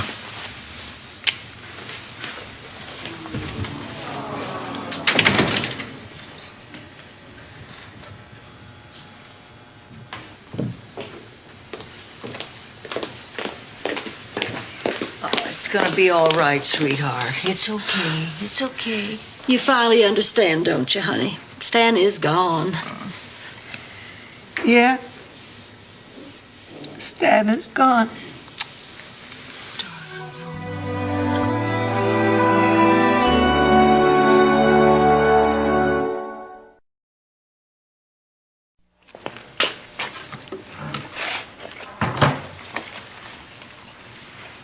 Well, today, and to honor you, I've written a special poem called...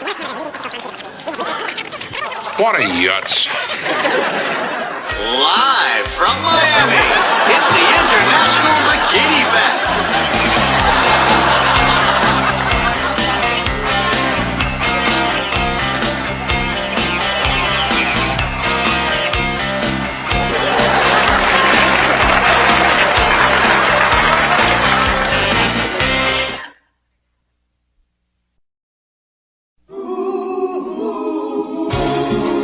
Thank you for being a friend. Travel down the road and back again. Your heart is true. You're a pal and a confidant.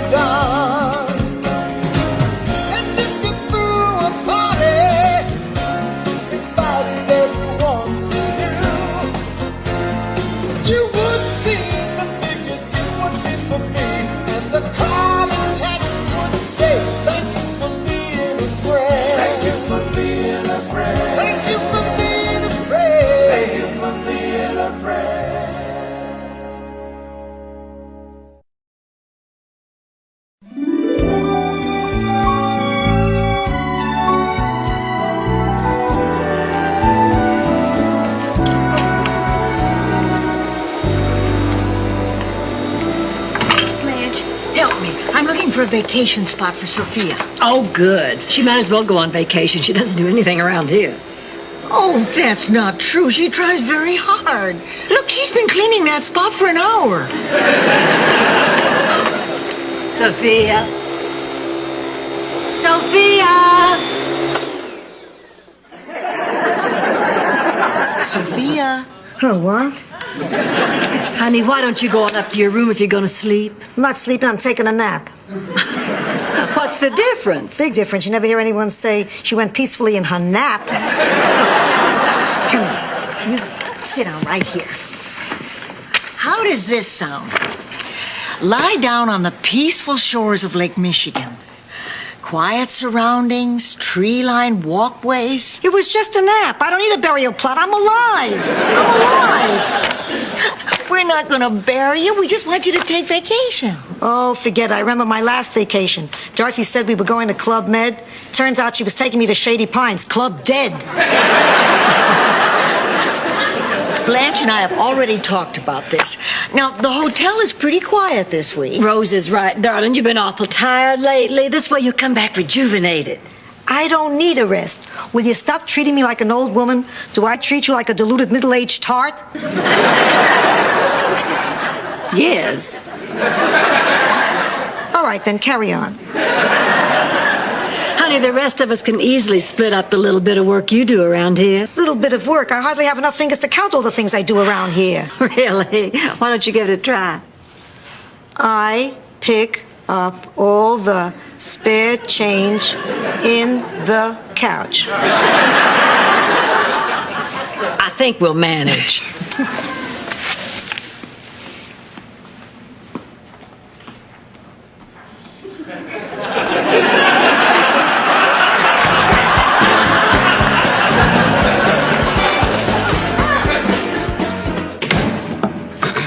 Hey, Ron, what's up? Hey, Chewy. Hey, man, have you ever had corporate headhunters come after you? You know, offer you like a really great job for really big money? Yeah, I had an international corporation after me once. Other than the House of Pancakes. No. Well, look, this guy from the Carlton Hotel chain just took me out to dinner. They want to hire me, man. Wow, that sounds really big. Yeah, it's kind of cool. I'm not going to take the job, but it was really flattering. Hey, you know what you should do? Tell the ladies about this and force them to give you a raise. No, man, I'm not going to put them in a squeeze play like that. And I don't want you to say anything about it, because you know how the ladies worry, all right? Okay, my lips are seals. Come on, be serious, man. You got to promise me. Okay, I promise. Cross my heart and hope to die, stick a needle in my eye. Jab a fork right through my nose, sever both my little toes, run a chainsaw through my thighs, pull my colon out my eyes. Chewy! I'll do my best.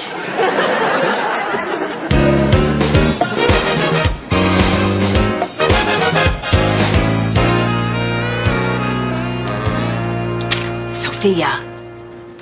Sophia! Can't you see I'm busy? I'm 16 cents away from a Slurpee.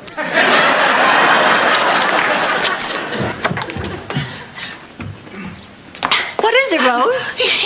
She's trying to tell us something. What is it, girl? Timmy is stuck in a well? We are in big trouble. I was just downtown, and I saw Roland having lunch with the owner of the Carlton Hotel. So? Blanche, Roland's going to leave us. Oh, he is not. Well, why else would he be having lunch with that man? Chewy, do you know anything about this? Well, I promised I wouldn't say anything. All right, I guess I can give you guys one clue. Roland's been offered a job at a really good hotel. Oh, we're never going to guess this. Look, I'm afraid if you guys don't do something, you're gonna lose him. Roland would never even dream of leaving the Golden Palace. I don't know about that, man. This is a great opportunity. More money, paid vacation, excellent benefits, more money. He's really excited about the opportunity. Well, maybe we should give him a raise. He deserves it. We cannot afford a raise right now, and frankly, I am shocked that he would even think about going someplace else. I consider this a personal affront. Oh, Blanche, of course Roland has to think about his own career. We just have to find the money for that raise. There must be something we could sell in the hotel. Perfect. Then we're agreed. We'll sell something in the hotel. Wait a minute. What about me? Well, I don't think men are going to pay for something they already are getting for free.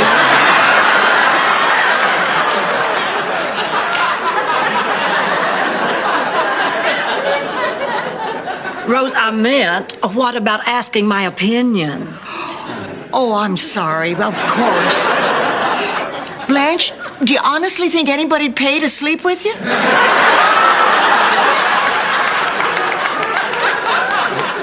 I'm talking about the situation with Roland, Rose. We can't afford to keep him just by selling some furniture. There must be something we're spending money on here that we don't need.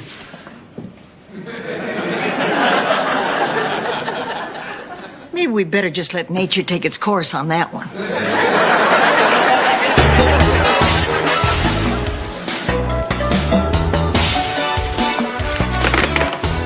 Oh, Sophia, have you looked into making airline reservations for your vacation? Forget it, I'm not going. Besides, I saw that movie Alive. My plane goes down, I'm brunch. No offense, Sophia, but you're about the only thing I can think of that wouldn't taste better on a Ritz. I'm sorry, honey. You have to go on a vacation. That's that. What if something happens at the hotel and you need me? We're not gonna need you. Fine. You want me to go on a vacation? I'll go on a vacation. Good, honey. And we're right about this. You'll see. You're gonna have the time of your life. I sure am. Checking in. What? Come on, move it. I want to get out to the pool. I'm losing the sun. You're staying here? You said I had to go on vacation. You didn't say where. Now give me a key. Sophia, you already have a key to your room. I'm not staying in that hole. I want the penthouse. And a video of Don Amici in Cocoon. I want some eye candy. Now this is terrible. Well, it is her vacation. If she wants to spend it here, it's her decision. Oh, it's not that. Don't you remember what happened the last time she went into the pool? Oh, it wasn't that bad. She made a game out of diving for her teeth. Those kids had a good time. Besides, they brush regularly now. Hey, ladies. Here's Roland. Remember you said you wanted to talk to him? Oh, yes, Chewy. As a matter of fact, we did. Roland, you've been working really hard lately. Yes, he has, and it's very good of you to notice. Hey, excuse me, Chewy. I hope this isn't about what we were discussing yesterday. What? I don't know what you're talking about. I don't either. I don't know anything.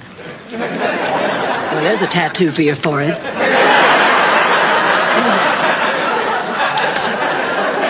Look, Roland, I don't want to play this game. Game? Chewy told us about your job offer. Chewy did what? He also told us you went out to lunch with those people from the Carlton. Oh, man, you promised me.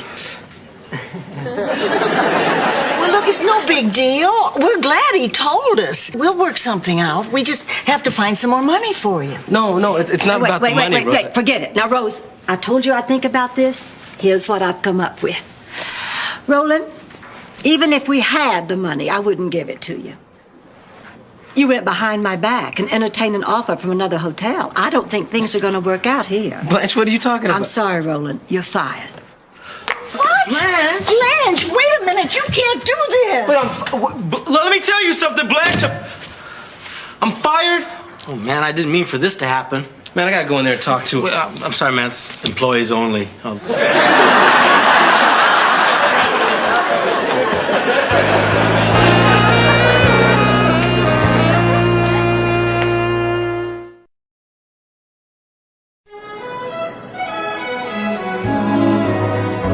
Thank you, Mr. Farrell. We'll let you know. Well, now, he wasn't so bad. Oh, please. Blanche, I don't think someone whose last job was makeup man at a morgue has the types of people skills we need for a manager. Maybe you're right.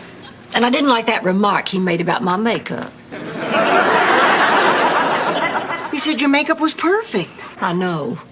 Ooh. We have interviewed 16 people to replace somebody we never should have lost in the first place. Please don't start again. I could just strangle you for firing Roland. That's all water under the bridge, Rose. Now let's see this last applicant. Next. Hi, Chewy Castillos, managerial candidate number 17. You can't be the manager. You're our chef. Hey, I don't want to be stuck in the kitchen all my life. I have goals. I have ambitions. Like what? Well, on a personal level, I'd like to date that girl from the Crying Game. Oh, I didn't get her name. I left early, but boy, was she hot. All right, let's get this over with. Says here you're a brown man. Actually, I prefer Chicano, but yes, I am a brown man. No, it says here you went to Brown University in September of '73. Oh, yeah, I did. That doesn't say when you left. 2 a.m. the next morning. She had an early class, and I had I'm sorry, Chewy, you're just not the right person for this job. No, I'm not. Roland was the right person, but he's not here, is he? Oh, man, how can this day possibly get any worse?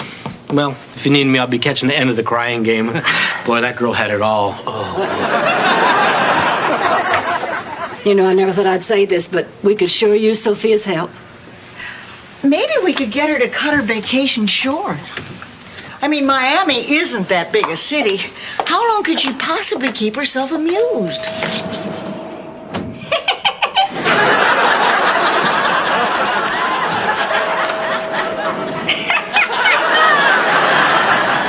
I could do this all day. Here, Sophia, honey, listen. We've been taken by surprise. We have too many guests and not enough help. I'm on vacation. I know, but we're in deep trouble. Rooms need cleaning, meals need fixing. We need your help. Oh, now you need me. What happened to... Oh, Sophia, we can get along without you. Well, obviously, we didn't count on Roland leaving and being so busy. Will you help us? Well, maybe if you show me how much it really means to you, I'll consider it. Well, what do we have to do? Beg? All right, Okay, I'm begging. Please, we really need you, please. Sophia. Kiss my hand. Okay. Now, a dance. Sophia. Go to hell. I'm on vacation. I'm staying on vacation. And I want my room cleaned. We cleaned your room twice today. When did you get so picky? When I started paying for the room. And Rose, did you get the smudge off my window? I scrubbed and scrubbed. I'm starting to think it's the horizon. I don't care what it is. It's ruining the view.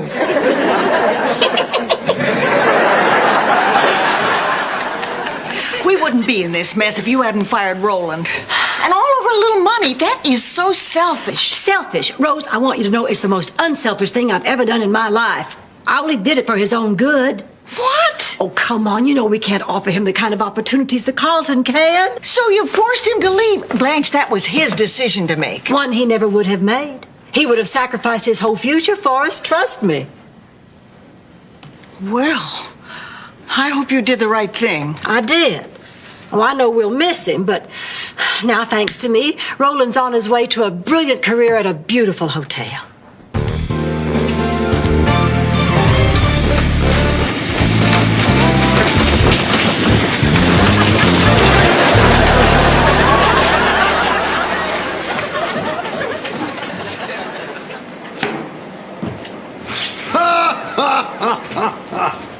Well, the Carlton Hotel wouldn't take you. So now you're right back where you started 10 years ago, working for me. Pick up those bikes.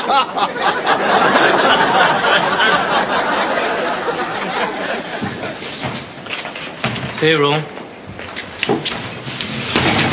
What do you want, man? I wanted to apologize, man. If I hadn't blabbed to the ladies, they probably wouldn't have fired you. Probably? Of course they wouldn't have fired me, Chewy. Sorry, man. It'll never happen again. Anyways, I called over to Carlton, and they said that you didn't get the job. What happened, man? Well, the Carlton's not real big on hiring people who've just been fired. I wish I knew how they found out, though. Yeah, that is weird. Oh, man, you told them, didn't you? Okay, but really, that's the last time it'll ever happen, I swear. Well, how'd you know I was here anyway? Well, you once told me the door was always open at your first job. You just failed to mention there was no front door at your first job. Well, this may not be the classiest place in the world, but at least I get my fair share of respect. Hey, Wilson, the seat's still sucky. Where'd you learn to fix bikes? Toontown? take this bike instead, okay? And go really fast. Hey, man, I'm worried about you. Aren't you worried about what this is going to do to your hearing? Oh, yeah, that was a great game, man. Look, man, I got you into this mess, and I'm going to make sure you get your job back at the hotel. Look, forget it. Blanche fired me. I'm not going to go crawling back to get my job. I don't even want you to tell him that you saw me. Chewy, you got to promise me, man. I promise. Hey, bash my head in with my spleen. Pierce my nipples. Look.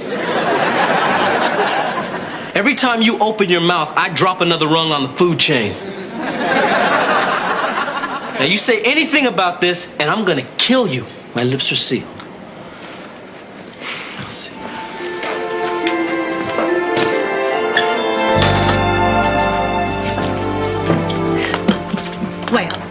Well, what? Did you see Roland? I can't say. Oh, come on now. We know you saw him. What's his job like? Is the hotel beautiful? I'm sworn to secrecy. Is he wearing a beautiful suit? Does he have a lot of employees under him? Stop it. Oh, now we're just going to keep badgering you till you tell us. Badgering? Badgering? I don't need your stinking badgering. Look, I made a promise to Roland. This time I'm going to keep it. What is taking Chewy so long? Could he possibly not be telling them I'm in hell?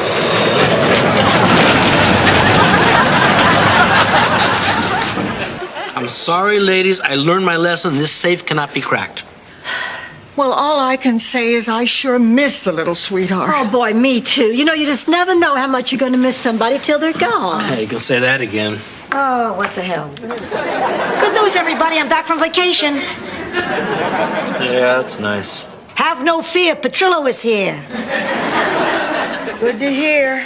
She's tan. She's rested. She's ready to crack wise. Who you say? Sophia. That's who. I thought you said you missed me. What do I have to do to get some attention around here? A cartwheel? Okay, here goes. But I should warn you, I'm not wearing underwear. Sophia, we weren't talking about you. Can't you see we're a little depressed? You're depressed. I think Roland feels. Working at the bike shack at the airport's no day at the beach. What? Oops. But you said he was at the Carlton. Well, they didn't hire him because you fired him. I only fired him so they'd hire him. Oh, Rose, Chewy, come on. We got to get down there quick. My gosh. Go ahead. The hotel is in good hands. I'll man the desk.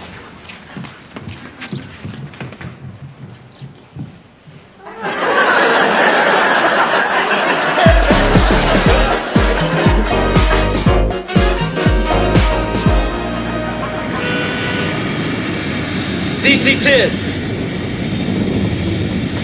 Yeah, when you spend hours on your back, you get to know these things. Oh, DC-10. Yeah?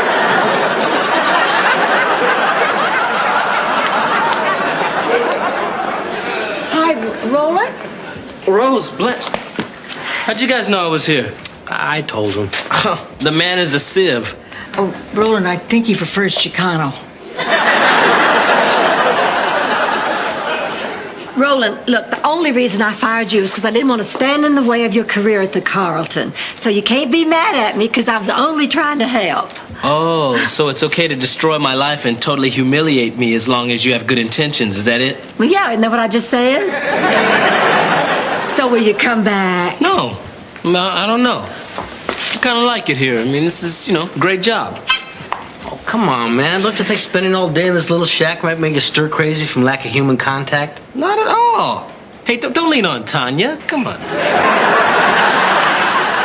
Oh, Roland, I really am sorry. You gotta believe that. I would do anything to get you back. Anything? Anything. Beg me. Okay, please come back. Sure do need you. Kiss my hand. And now, the funky chicken. Get down. Roland.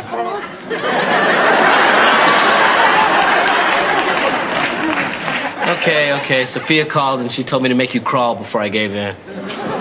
Does this mean you'll be back? Can we go now? Yeah! I'm so happy. I missed you so much. Yeah, I missed you too. Do you know what? I think I even missed your St. Olaf stories. Really? Oh, well, we can fix that. did I ever tell you the story of Leon Trudenstuder? I'll race you to the car. Got it. Well, it's their loss. This is a wonderful story. Could you wait 1 second before you start, Rose? Sure. Okay, go ahead now. Well, see, Leon had just bought the house in Moreno, the little pine joint outside of the town. When he didn't know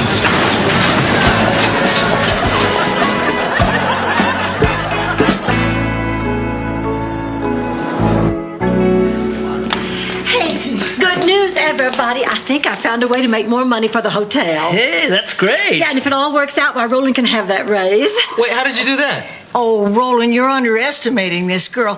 Blanche is a shrewd investor, has a brilliant financial mind. Actually, I found it in the sofa. No, I just found some ways to cut corners. Oh, man, you guys are too much. Well, I'm glad if you're happy, because I didn't want you throwing away a good opportunity to come back here. Oh, no, not at all. In fact, I've already implemented a few ideas I picked up over there.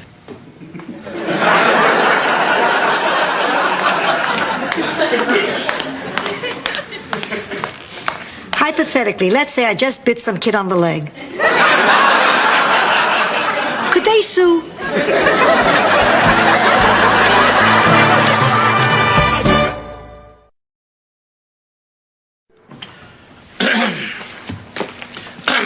Listen, I don't know how to tell you this, but a corporate headhunter has approached me with a big paying job at a hotel that I'm afraid must remain nameless. And, well, being the loyal employee that I am, I wanted to tell you. And the big raise that they're offering me is really not an issue. I just wanted to ask you what I should do. Take it. Come on,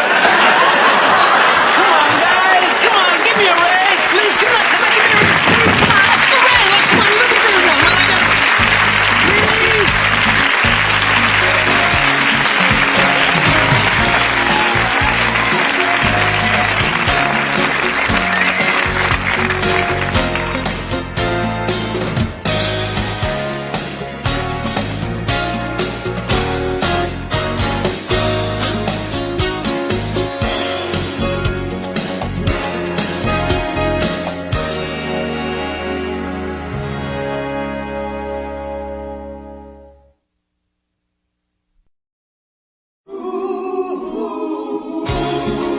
Thank you for being a friend. Traveling down the road and back again. Your heart is true. You're a pal and a confidant. And if you threw a party, invited everyone you knew, you would see the biggest it would be for me. And the call and text would say, thank you for being a friend. Thank you for being a friend. Thank you for being a friend. Thank you for being a friend.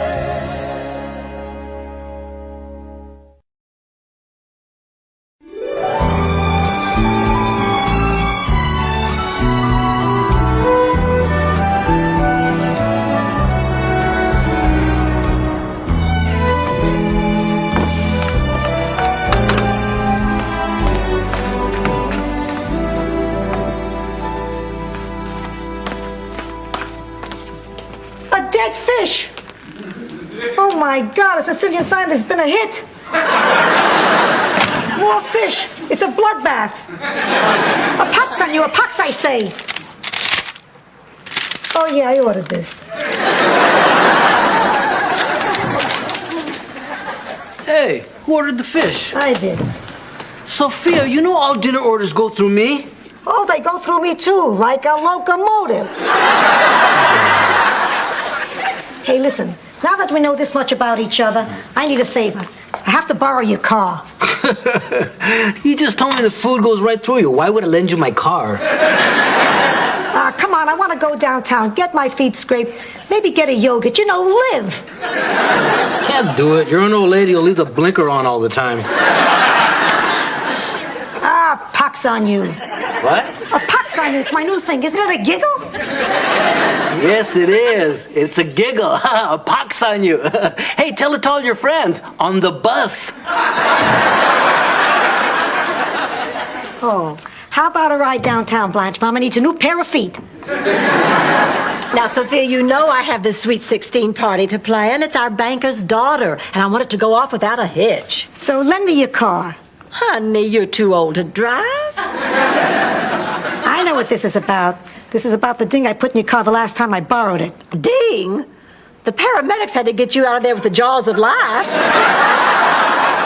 Hey, they screwed up your door, not me. I'm sorry, the answer's no. I smite you. I smite you with the strength of 1,000 suns. What? A pox on you. Oh, you're cursing me. Oh, I get you. Boy, if it ain't broke, don't fix it. Blanche, where are all the pens? Oh, I threw them out. I ordered personalized ones that say compliments of the Golden Palace. I thought it was classier. Blanche, I don't know why you're wasting your time with pens. I mean, we've got the Sweet 16 coming up for our banker's daughter, and he holds the note on this hotel. Mm-hmm. Now, if this party fails, the onus is on all of us. Wait, what'd you just say? Onus. Oh, never mind. You're eating another sandwich?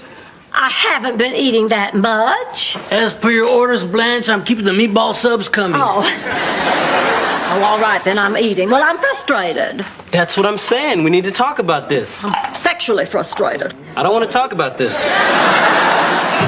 It's a fact. You know, I think I replaced my sex drive with a food drive. Oh, yeah? Maybe tonight you'd like to try a little Mexican?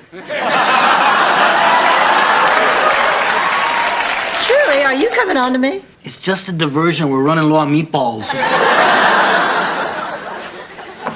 Poor thing, he doesn't have a prayer. Because tonight I have a date with the most wonderful man who has ever come into my life. His name is Ernie Niles. Ernie, oh. Tonight, but we're auditioning entertainers for the party. This is important, Blanche. Oh, honey, I'll do it tomorrow, but I need this tonight, please. He is such a charming man, and he's so witty and bright, and he is really cute. Ernie, oh. This is nauseating. I can't stand here and listen to this. He's cute. Blanche, I've never met a cute man. Men are not cute. If you want cute, you date Winnie the Pooh. Winnie, oh.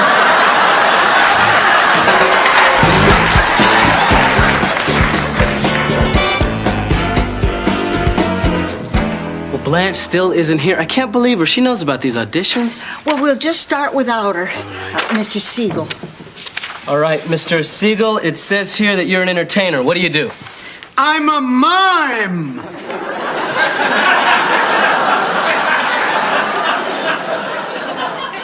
Are you perhaps an escaped mime?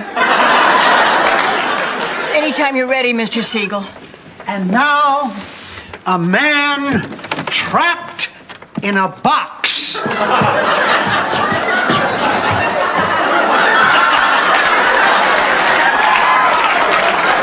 mime who uses props. That's unusual.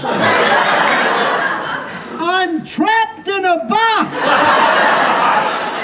I had a mime at my 16th birthday party back in St. Olaf. Well, he wasn't actually a mime. It was a neighbor boy who'd been struck by lightning. Mr. Siegel, if you don't mind me asking, what made you want to become a mime? I like to see the smiles on people's faces. Are you smiling?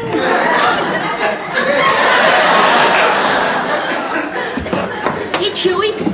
Gorgeous ladies of wrestling are coming to Miami. Want to drive me down for tickets?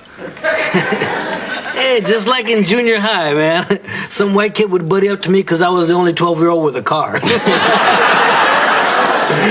At least I knew how to get one. I'm sorry, kid, I can't go. Could you lend me some cab fare? No, Oliver, I'm not giving you money for a cab. Thanks a lot. No, this isn't Roland Wilson. What's my name? Hey, man, who is that? Yeah, man, who is this? Oh, it's a guy from the government. The name's Bob. Bob Clark. With a B. As in born here. Yeah, white man. Damn near an albino. Yeah, I'm just a whitey named Bob. B-O-B. Bobbo Bobbo. Give me the phone, Bob. Hey, man, I'm telling you, white it up. Hello, this is Roland. Can I help you? It's a guy from the Department of Social Services. They're checking up on Oliver. Oh. Hey there, hi there, ho there. Yeah, could you speak up? I can hardly hear you over the Pat Boone in the background. Hey, good white guy, man. Oh. Oh, she is? Okay, that's great news. Thank you. What's up? That was about Oliver's mom. Apparently she's out of rehab and the court feels that she's ready to take Oliver back. Hey, that's great. That's what you always wanted for Oliver. Yeah, I know. So why do I feel so lousy? Hey, come on, man. This was always a temporary arrangement. You knew that. Hey, come on. Let's go tell the ladies and Oliver. No, man, I don't want to say anything. I don't want to get his hopes up, okay? Let's not say a word about this until his mother actually shows up. Oh, come on, man. Who are you kidding? The women aren't stupid. They're gonna take one look at you and know you're hiding something. Well, then we're just gonna have to act natural. Like there's nothing wrong.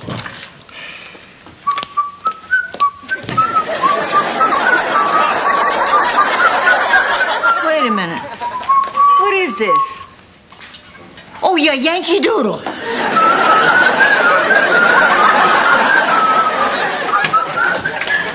Oh, girls.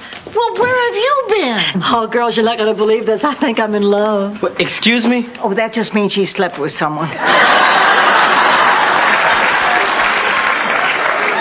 No. I mean, what did you say? Did you just call us girls? No, I didn't. Yes, you did. You called me a girl, Blanche. I'm not a girl. You don't live with girls anymore. Look, I don't like blueberries in my bagels. I don't like cinnamon in my coffee. I don't enjoy baskets full of bath gels, and I don't want to hear about your stupid personal life. Excuse me. Oh, Rose, for the first time in my life, I had the big O. Say what?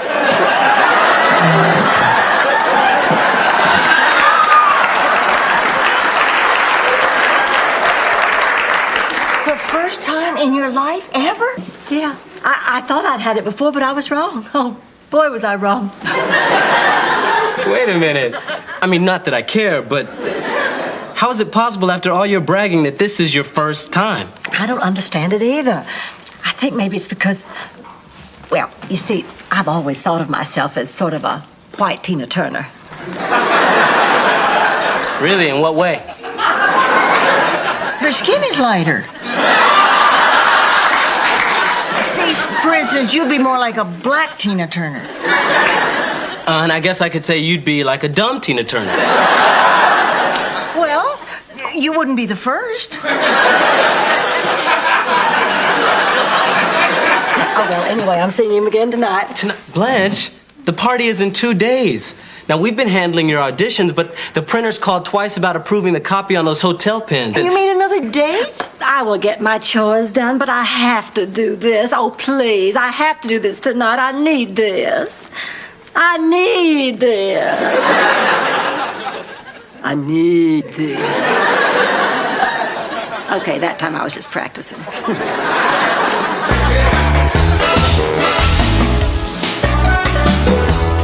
Hey, Roland. Boy, that Oliver is something, man. He's on me again to take him to a wrestling match. This time, he wants to see something called Mud Wrestling Mamas. Can you imagine? No, I think that's totally inappropriate. That's exactly what I said. It's totally inappropriate. Good. Totally inappropriate. And I'm out $50. She's gone. Blanche is gone again. The minute a man comes along, Blanche can't work anymore. Well, you know, I don't know a lot about Blanche's personal life, but so what if she likes to date, Rose? Well, I used to think that till this Ernie came along. But this is the hump that broke the camel's back. I think that's the straw that broke the camel's back. Well, you don't know much about her personal life, do you? Rose, I still think you're overreacting to this. Well, that's not all. You remember those pens she ordered and she was too busy to check? Well, they came. Rose. Oh, my pens got here. Oh, good. Now, Rose, isn't it classier to say pen as compliments from us to you? Oh, real classy, except they left out the space between pen and is.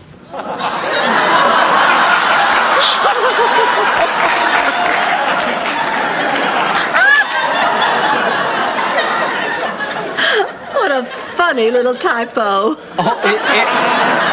It's more than a funny little typo.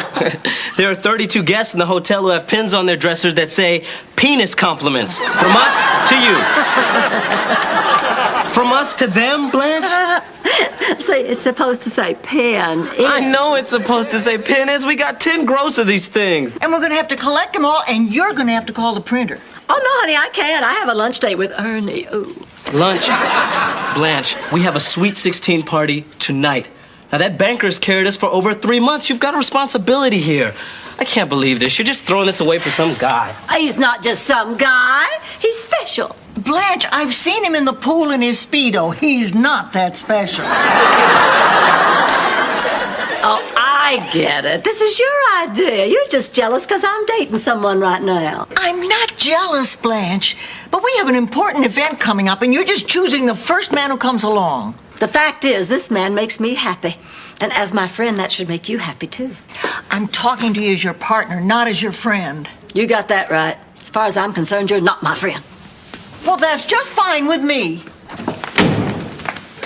Roland, I'm checking out now. I'll be back on Wednesday. Okay, I just need your signature. What is this, some sort of come on? What? No, it's a funny little typo. There you go. My car will be washed when I return? Yes, just leave us the keys. Oh, I already left the keys. You did? With whom? The little old lady. The little old lady?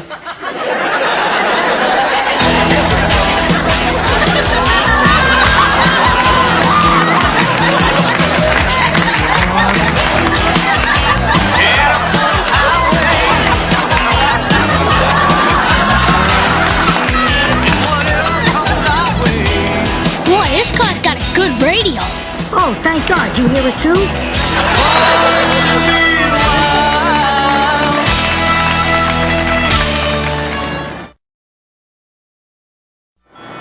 You sure you know how to drive? Oh, so now you think I'm too old? No. It's just that... What? Well, you spent so much time looking for the crank. Ah, that was just shtick. So, what do you want to do? Hey, I'm doing this for you. I want you to be free. I want you to see the highway, touch the city, smell the land. Are we ever going to turn left?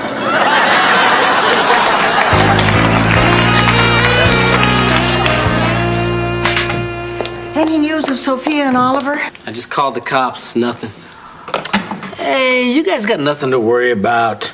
Man, when I was a kid in East LA, we used to go joyriding all the time. I remember we'd get a bunch of guys in the car, we'd go down to Tijuana, man, we would...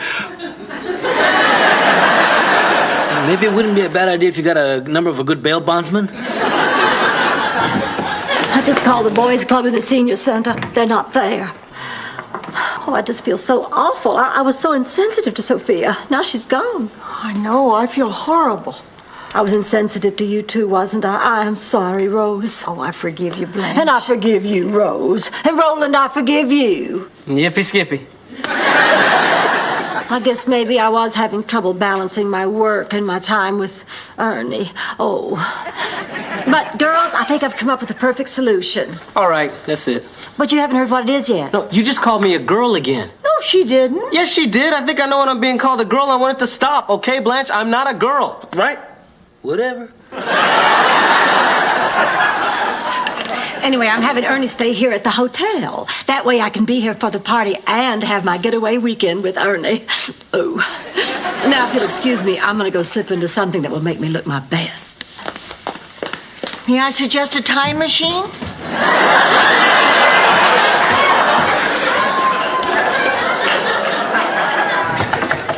Hello. Yes, can I help you? Hi, Roland. I'm Paula Webb, Oliver's mother. Oh, you're Oliver's mother. It's nice to meet you. This is Chewy. Hi, I'm Chewy. Hi. I've heard a lot about you. I'm glad that you're, doing better. I'm doing great. I was lucky to find such a good hospital. And I gotta say, I was lucky that Oliver found you.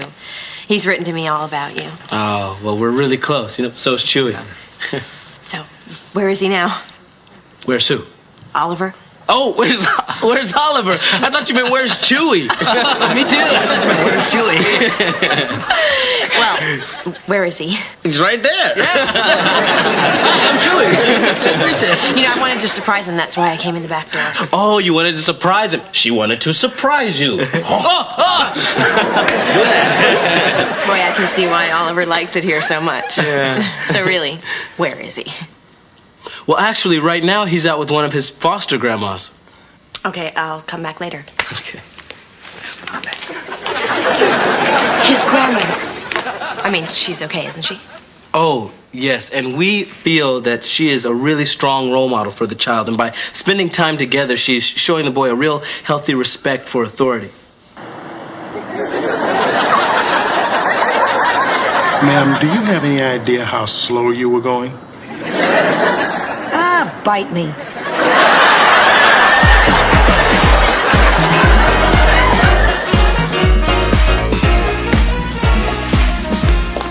So you finally decided to join us. Well, we have a lot of setting up to do. I'm sorry, Rose, but you'll just have to deal with it. Ernie got us tickets to an evening cruise, and I just can't refuse. Now, hold it, Blanche. You're the one who brought this party here, and now you're dumping it on us. Well, you know what I think? Yes, I do. You think I run after the first man that comes along, but I don't care what you think. You can't stop me. I'm not stopping you. I'm telling you not to come back. Not come back? This isn't about Ernie. You're running away from this hotel. You can't handle the responsibility. You're scared. She's right. Oh, yeah, well, I don't care what you think. And hey, maybe I just won't come back. Because I don't need you. I don't need anyone. I don't need anything. Golden Palace. Remember, kid, we're in this together. You better believe it. Excuse me, folks. These people tell me they belong to you. Sophia! Oliver, where have you two been? Kidnapped. The boy kidnapped me. It was a nightmare.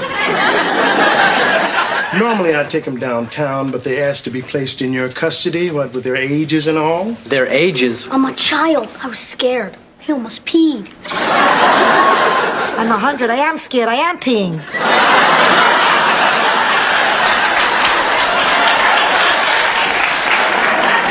You know, if you take better care of these two, they might not run away. Oh, I'm gonna take care of them. Now listen, I don't want to know whose idea it was. It was hers. It doesn't matter whose idea it was. From now on, if you want to go somewhere, you ask one of us and we'll take you. Now you gotta promise, no more joyriding. We promise. Thank you. Am I grounded? No, just the ringleader. Hey, look who's back. Did you tell him the good news yet? No, tonight, man. I'll tell him tonight. Oh, okay. Well, I learned my lesson. Yeah, me too. Excuse me, is anyone on duty? I got my motorcycle and sidecar out in front. I need to park it.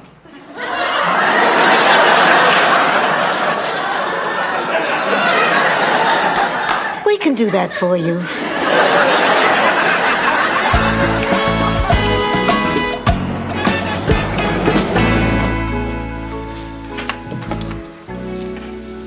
Hi. Hi. I'm back. I can see that. I thought you were going on a cruise. Well, it just didn't work out with Ernie. It was something he said. Oh, did he say you were irresponsible? No, Rose. What he said was... Your hair. He made fun of your hair. No. No, I told him about the fight we'd had, and he said for me not to worry about it, that he'd take care of me. So? So I realized I was doing exactly what you said I was, running away and looking for some man to take care of me. Rose, I don't know, maybe I was scared. Maybe I can't handle responsibility, but I realize this hotel is my chance to finally make something of myself without depending on some man. And I sure would like to try. That is, if you'll forgive me. Oh, come here. Oh.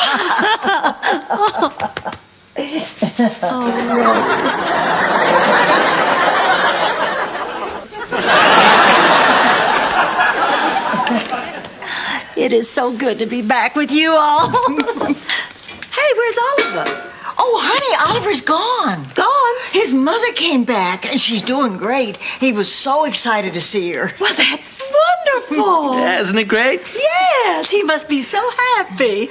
Of course, after... Are you okay, Ro? Yeah, I'm okay. I'm just gonna miss Oliver, that's all. Well, yeah, we all are. But I bet he'll come back and visit. And hey, how about me? I didn't even get to say goodbye. Oh, yeah, he left y'all a note. Let's see. Oh, I never knew grandmas could be so much fun. I love you guys. I'll miss you guys. Oliver, P.S. tell Sophia thanks for the ride. You know, in a way, I'm glad I took him out for one last free ride. It was an adventure that taught us more about love and sharing and trust than all the schooling in the world. You're still grounded, Sophia. Ah, bite this.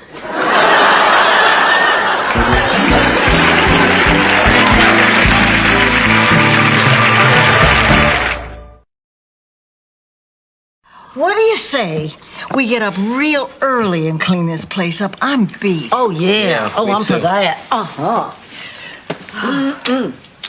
Night, Blanche. Good night, Rose. Good night, Ann. Night, Rose. Good night. Are you smiling?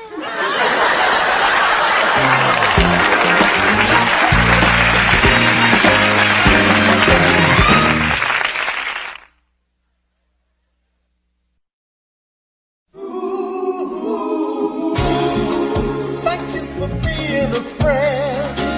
Travel down the road and back again. Your heart is true. You're a pal and a confidant. And if you threw a party, invited everyone you knew, you would see the biggest gift would be for me. And the card and text would say, thank you for being a friend. Thank you for being a friend. Thank you for being a friend. Thank you for being a friend.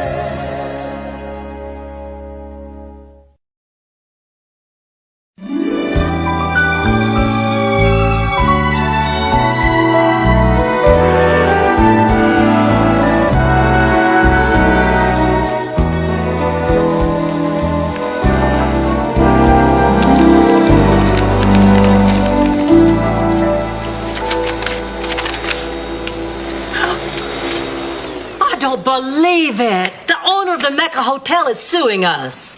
Well, we can't watch Sophia 24 hours a day. And that wet t-shirt contest was open to the public. No, it's not that. He claims that part of our parking lot is on his property. Oh, great. Now we're going to have to get a lawyer. Well, this could cost us a fortune whether we win or lose. Maybe not. Maybe we don't need a lawyer. I'll just have a meeting with this Mr. Gentry. Everything will be all right. Do you really think you can get him to drop his lawsuit? Honey, if my dress is cut low enough, I can get him to drop more than that. All right, ladies, chalk up another volleyball victory for the Golden Palace. Oh, who'd we beat today? We beat the Carlisle. Brad was on it. No. Well, yeah. Brad, you didn't hurt that big, broad shoulder of yours again now, did you? Oh, no, Blanche, it's fine. Huh? Really? Come here. It's fine. Brad, I'm not going to bite you. Oh, well, you did last time. You really do scare him, you know. Oh, for heaven's sake, I'm just teasing him. I don't mean anything by it. I don't do anything to really scare him. What about the time you showed him the attachments to your back massager? What's the matter, Chewie? You're awfully quiet. Didn't you have a good game?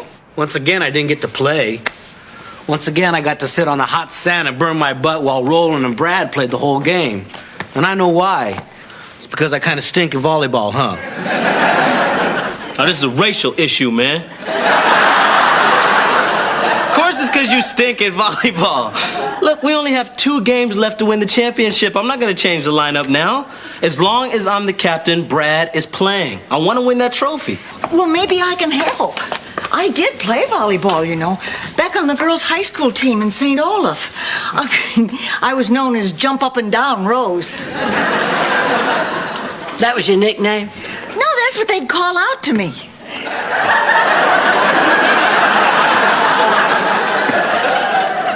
Boys can be so cruel. Hey, Roland, what time you want me at volleyball practice? What's so funny? You sting. Yeah, what time should we be there, Roland? We? Didn't Roland tell you? I'm on the team now. Wait a minute. I come out all season waiting for a chance to play, and Rose comes along and tells one say no laugh story about jumping up and down, and she's in? No, it wasn't like that, Chewy. Now, Rose and I went out on the beach, and she showed me what she could do. And she's good? Well, she's no Chewy Castillo's. So, yeah, she's good. Well, you will not believe what happened to me today. I was at a business meeting down at the bank trying to get our line of credit increased. So I'm sitting there across the room from this Mr. Reynolds, a vice president, mind you, and oh, he said the most upsetting thing to me. Don't come back until you're wearing underwear?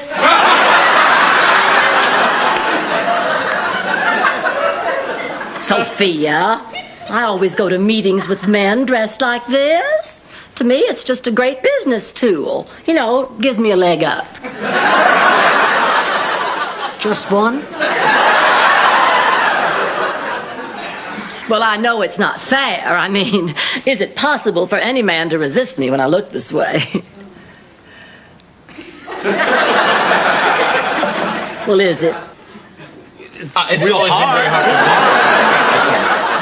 So anyway, there I was, and I started coming on to Mr. Rent. Well, no, I don't mean exactly coming on to him. You know, I just said one innocent little thing, and I guess he must have thought I was coming on to him. What did you say?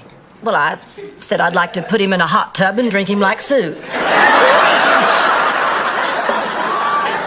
Well, don't you get mad at me. He threw me out of the office. I guess he's just a guy who doesn't respond to a totally sexual human being. Look, Blanche, you came onto a man in a business situation. Well, that's practically sexual harassment. Yeah, but I'm not going to file any charges. Blanche, you sexually harassed him, and you made the hotel look bad. Oh, dear? Look, things have changed since we bought this hotel. You're not a social butterfly anymore. You're a businesswoman. And you behave differently in business deals. Well, look what you do to Brad, the pool guy. Oh, but I'm just teasing him. Well, maybe you do have a point. I think of it as teasing, but how does it make him feel? Honestly, he feels that at some point he's going to have to sleep with you in order to keep this job. Really? He said that? Oh, I'm doing it right now, aren't I? Oh, well, hey, what am I going to do? I have that meeting tomorrow with Mr. Gentry from the Mecca. My plan was to seduce him out of those parking spots, but that's wrong, right? Right. Oh, boy, I've done this all my life. I'm really ashamed of myself. Well, I guess I'll just have to change my ways. And I will, too. From now on, Blanche Devereaux is a new person. I will never again throw myself at any man I'm doing business with. Well, there goes our free cable.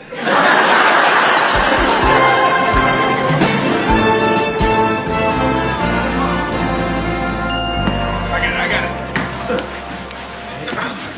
it. Set. Yes, baby! Woo. All right, 14-5. Time out. I got some sand in my eye. Oh, no, that's all right, man. Happens to all of us. Time out, I got some sand in my eye. We're gonna kill these guys, man. I love to win. Nah, don't get overconfident. These guys could come back. Oh, no way. Not a chance, man. This game's history. It's over. Hey, Coach, do I go in now? Not yet, Chewy. They could come back. Hey, come on, man. Put me and Rose in now. Yeah, go ahead, Ro. Give him a chance. They'll be all right. All right, look. We got 1 point to win. It's our serve. Go get them. Yeah. All right. What are you doing, Rose? Team cheer.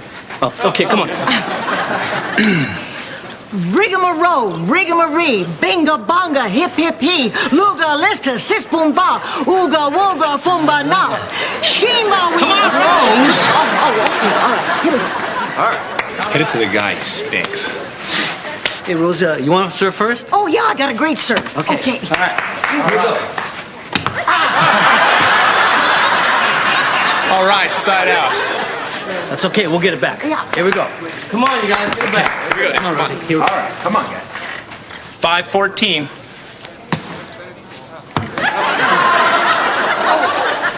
thought you had it. Oh, I thought you had it. I'm sorry. Well, wait, come It's okay, come on, we'll get the next one. Here we go. Let's go. 6:14. I thought you had it. I thought you had it. Okay, now I've had it. Look, one of you has to call for the ball so the other one knows who has it. Oh, okay, gotcha. All right, cool. Let's call for the ball. All right, let's go. Go. 7:14. You got it. Time out.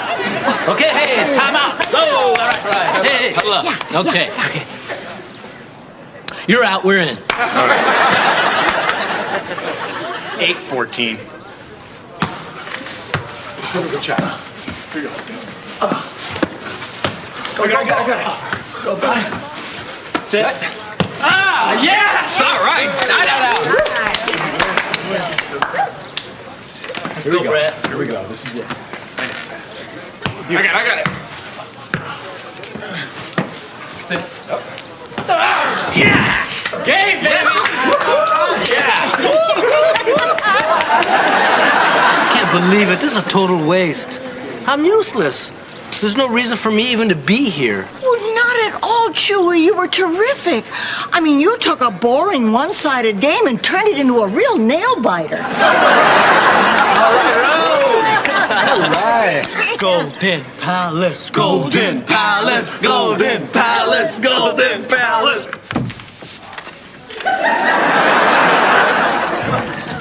I'm ready for Mr. Gentry. Who are you supposed to be? Dr. Quinn? Medicine slut? From now on, I'm not going to let my sexuality interfere in my business relationship with the man. I just couldn't respect myself if I did. I have changed.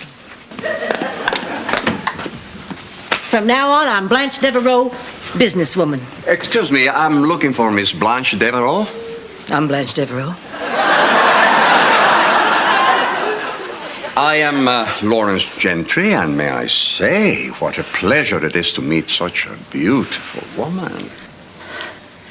I'll be right back, Mr. Gentry. I just want to change into something not so hot.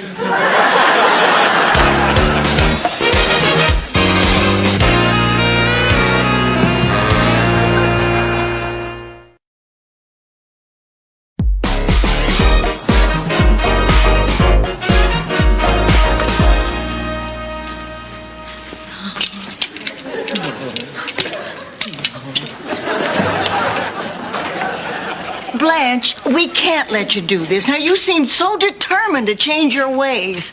You're afraid to use your brain instead of your body. Now, don't be ridiculous. Why should I use my brain when I can have these proud beauties stand up for me? I got news for you. They're falling down on the job a little. See,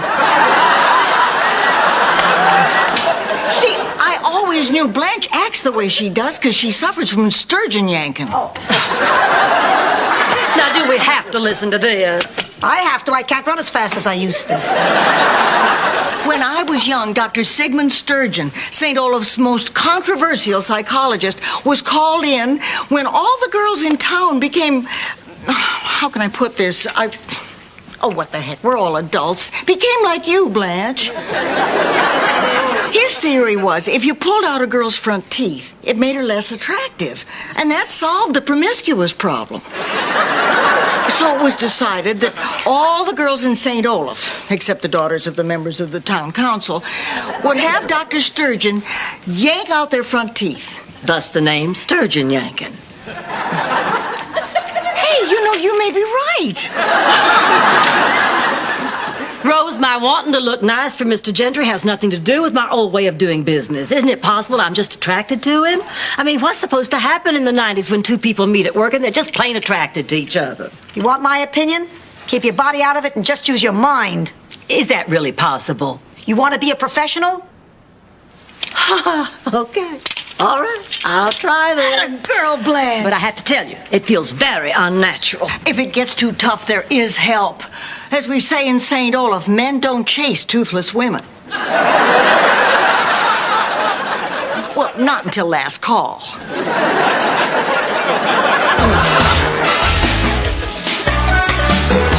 sorry for keeping you waiting, Mr. Gentry. I thought we'd just have our meeting right here. Are you sure? You know, now that we met, I'd much rather discuss business tonight. Maybe over dinner. No. We're here to discuss business, and I prefer to keep it businesslike. Sure. Dressed in that wild Dr. Quinn outfit, huh? I got to tell you something. You are very sexy. Why a man like you isn't running around in a loincloth, I'll never know.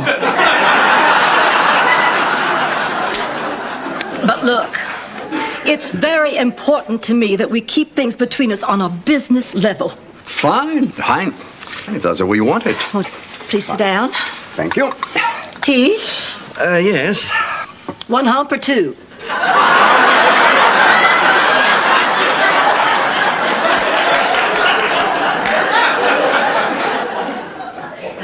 I guess I can try too.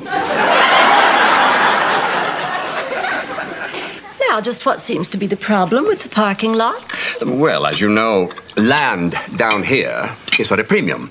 And our hotels are so close. I mean, we're so close, we're practically on top of each other. Sounds good to me.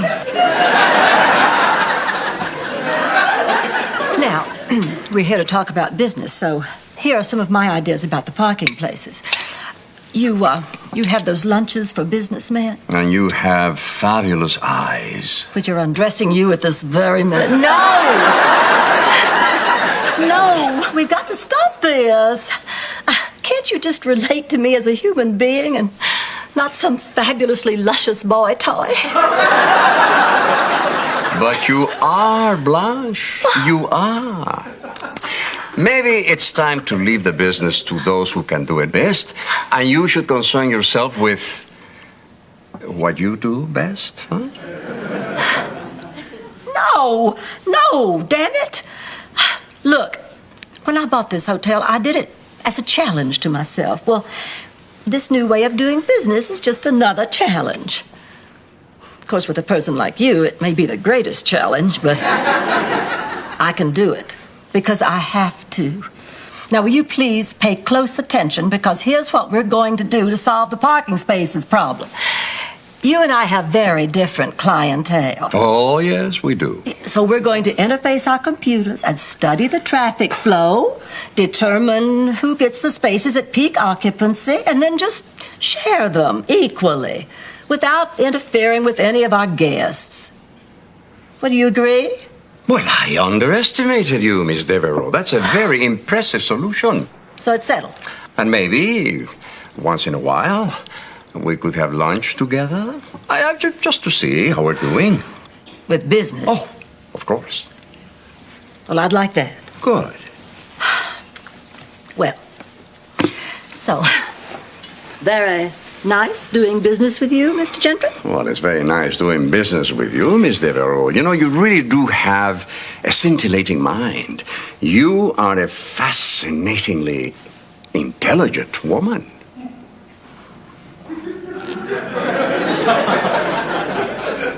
Thank you. Oh, by the way, I do own a loincloth.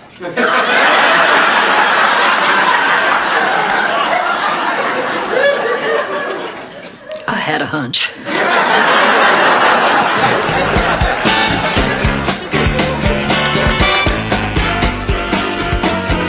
Set. 14-14. Timeout. Hey, Rose, why aren't you dressed to play? Well, see, I kind of decided cheering is what I do best, so I'll just be cheerleader. All right. Huh? Your pom-poms, madame. Oh, thank you. It's wonderful knowing that at any age your life can have purpose. Go, team, go, team, go, team, go! Sit. Good, Brad. You all right? Oh, man, it's my ankle. He's hurt, he's hurt, he's hurt, he's hurt! She's nuts, she's really, really nuts. Easy, careful. Rose, how you feel? Not too bad. How about yourself? No, I mean, you think you're ready to play? Hey, don't do this, man. Chewy, look. Come on, Rose don't. Okay, you're in. Okay. He's in! He's in! He's in! He's in! He's in! Got it. Oh, got it. Excuse me? That's out. All right. Way to play, Chewy. One more point, we're going to win this thing. 14-14. Time out. What are you doing? I want to talk to you, man. Why are you hogging the ball like that? Come on, man. One more point, we're going to win this game. I don't care. Look, I didn't want to tell you this, but when I was a kid, I was the guy who never got chosen for teams. You know why? We're back to you stinking again, aren't we? Yeah, we're back to me stinking. I mean, the other kids used to call me Senor Stinky. And they said I lived at Casa del Stinky and my bike was Stinky's bike. See what I'm getting at? Yeah. Kids can really beat a good joke to death. I was humiliated, man. And I never wanted to go through that pain again. And I thought as an adult, well, my friends would never put me through that pain. But you're doing it to me, so just don't do it to me, okay? All right, champ, let's go. All right, come on. Ah, they're keeping Stinky in the game.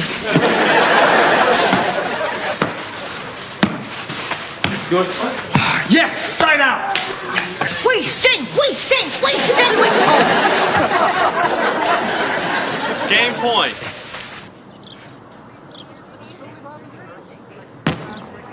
Easy one. What?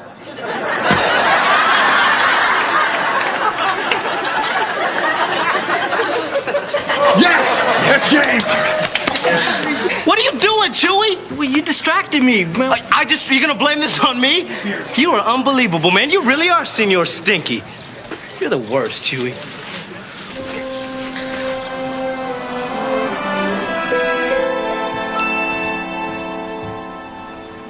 Oh, hey, Chewy. Hey, wait up, my man. Hey, my main man. My main man. Chewy. Main. Man. You're never gonna talk to me again, are you? All right, I understand. I just came over here to apologize.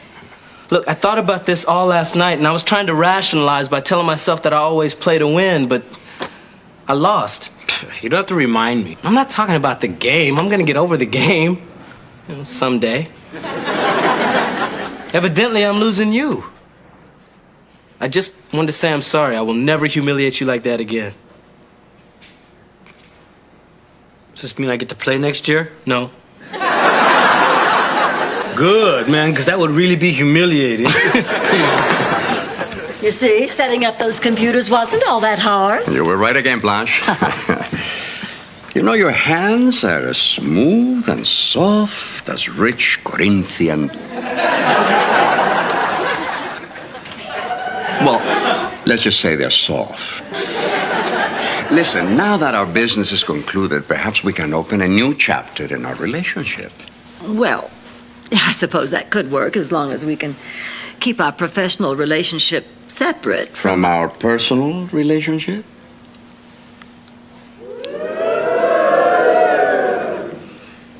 Yes, if we can do that, why not open a new chapter? What do you say we start tonight? I say great. Your hotel or mine? Mine, they know me at yours.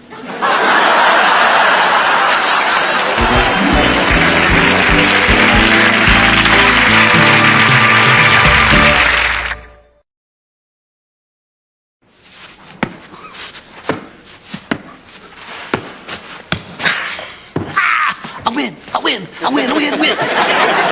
All right, good job, Chewy.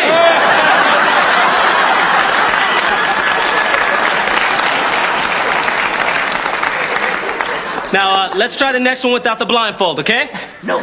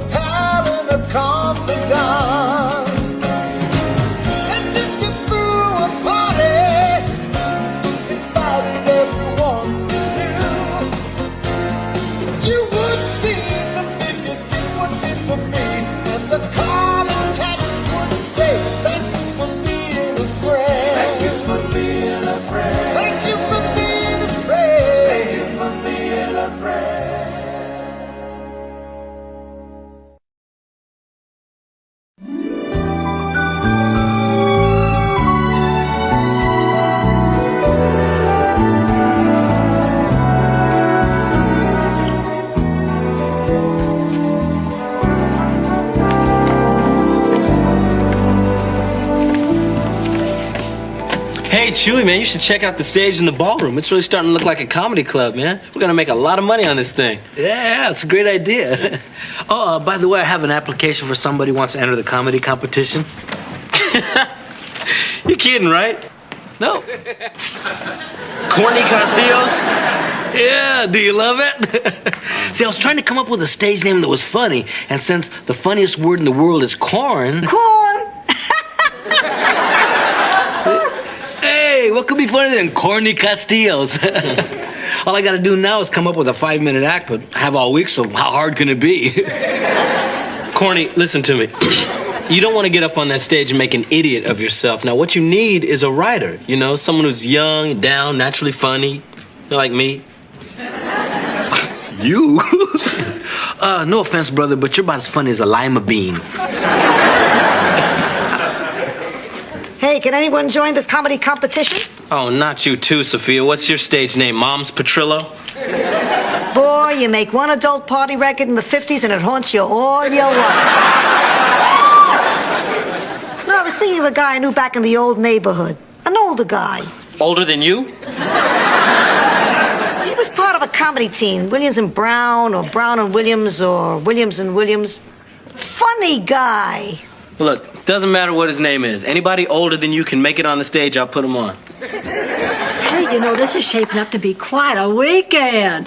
I just learned my son Matthew's going to come for a visit, and the comedy show's almost sold out. Oh, yeah, speaking of which, Chewy wants to enter. Oh. And Sophia... Oh, don't let Sophia enter. Have you heard her party record? It's filthy. Hello. My name is Bill Douglas. I have a reservation. Oh, yes, Mr. Douglas. Yes, I have you right here. You know, you look very familiar to me. Oh. Where do I know you from? What do you do for a living? Well, I own a mattress factory. Maybe you've heard about our line, Douglas Mattresses, the mattress that will last a lifetime. Yes, I've had 3 of those. Well, I hope you enjoy your stay here at the Golden Palace. Thank you, yes. We do everything we can to make our guests feel like they're very special. Thank you, thank you.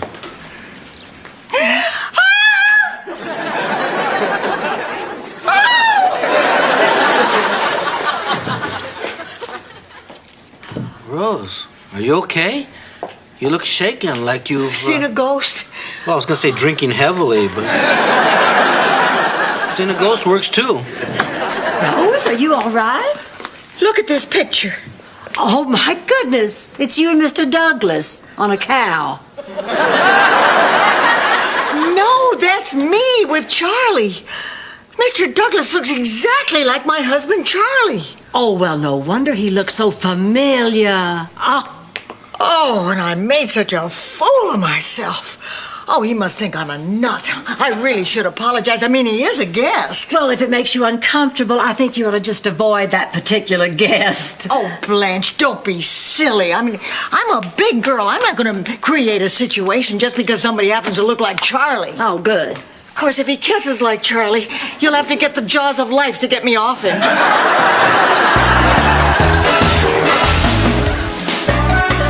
Read this joke. Read this one. Yeah, you're gonna love it. Too bad Al Gore's not a waiter because he married a good tipper.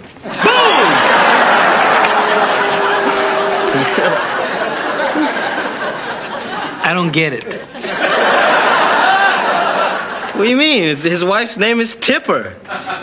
It's not funny. Man, that's because you're not saying it right. You gotta hit Tipper. His wife's a good tipper. That's big funny. Chewy, Roland, I want you all to meet my son, Matthew. Matthew, this is Roland and Chewy. Oh, hey, nice to meet you. We gotta go over. Okay. Oh, honey, I just have so many plans for us today. Mother, can we talk for a minute? Look, I have something to tell you. Okay. Jeez, I'm nervous. How can I put this? You know, Mom, you and I have a lot more in common than you think. We like the same things. We like the same things? Honey, the only thing I really like is... Oh, my God, you're gay. No. What I mean is we both like to take chances. Like when you bought this hotel, you weren't afraid to change your life. So I've decided to stop being a stockbroker and become a stand-up comic. Matthew, honey, if this is your roundabout way to tell me that you're gay, you don't have to. I accept it. I'm not gay, Mother. Oh, yes, you are. Remember those open-toed sandals you wore in high school? Please. Sorry, but I'm not. And I really want to do comedy. Oh, comedy. No, Matthew, that's so undignified. How could you do this to me? I'm not saying I'm going to make a career of it, but I've been performing at some clubs, and I'm not half bad. So when you wrote me about this comedy competition, I came down here so you could see it. You didn't quit your job, did you? For a little while. Oh. Well, forgive me if I cannot laugh, Matthew, but I find nothing funny about my son ruining his life. Now, I don't want to talk about this anymore. Let's just get you checked in. You want to listen to some show tunes later? Straight as an arrow, Mom.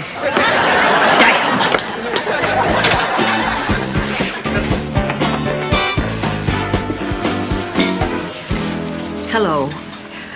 Oh, hello. You're probably wondering why I screamed and ran away from you this morning. I'm used to that. I used to sell Amway. Please. Oh. My name is Bill Douglas. Rose Nyland. Mm-hmm. The reason I reacted the way I did was well, just before I saw you, I remembered I forgot to unplug the iron back at the house. Oh. Is everything all right? I don't know. I sold the house in 1976. I guess I would have heard something by now. Where did you live? Oh, in a beautiful little town in Minnesota called St. Olaf. Huh. Have you ever been there? My wife and I honeymooned there. Oh. Will your wife be joining you here? Oh, no. She passed away a few years ago. Oh, that must have been hard. Yes, it was. Would you like to have dinner with me tonight? Yes. What time? 7 o'clock? In the lobby? Oh, I'm sorry. We don't serve dinner in the lobby. Well, why don't you and I just meet in the lobby, and then we will go out to a restaurant. Great! Huh? See you at 7. Yeah. Wow. And smart, too.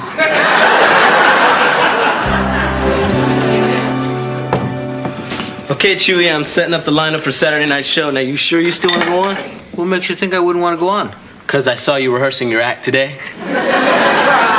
Somebody can rack a window. Well, you're just saying that because I'm not using any of your lousy jokes. My jokes? What about your jokes? I had a dream last night that I ate a giant marshmallow, and when I woke up, my pillow was gone. Boom! Man, that joke is so old, Pia Zadora wouldn't marry it. That reminds me, I talked to my friend. He thinks he can make it. Oh, great. What's his name? Oh, this is crazy. I just had it. I tell you, at my age, the first thing to go is Mind? No, help yourself. Look, Sophia, if the old dude shows up, I'll put him on right after Matthew Devereaux. Matthew's not entering the laugh-off. Does Matthew know this? Matthew, know what? Matthew, I forbid you to enter this contest. Mom, I'm 35. Your forbidden days are over. Now, look, don't you get smart with me. I have been reading some of your material. When I was young, my mother used so much makeup, her pillowcase looked like it had a picture of a clown on it. Hey, you can't do that. Thank you, Chewy. I'm doing a pillow joke. Where'd you get that pad? From your room. Those are personal. Oh, well, they certainly are. Look, if you want to go out and make a fool of yourself in public, that's one thing, but you are not going to make me look like a fool, too. You had no right to invade my privacy. My point exactly. Now, Matthew, you're not doing this to me.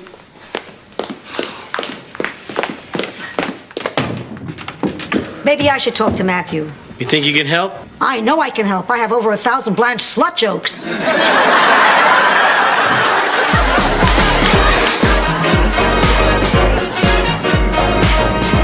Well. Yeah, what a night, huh? Oh, I don't think I've had this much fun in years. You know, I can't remember when I last danced the polka.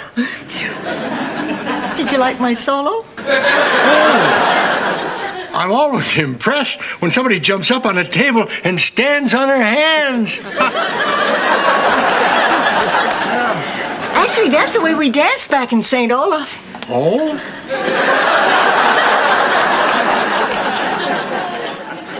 Bill, there's something I have to tell you. Can I tell you something first? I have been alone for 7 years. I tried dating. I know what you mean. Oh, yes. But you're very different. When I'm with you, I feel comfortable. Just comfortable. No, don't underrate that. When you're comfortable, you allow yourself to feel wonderful things. Like what? Like this.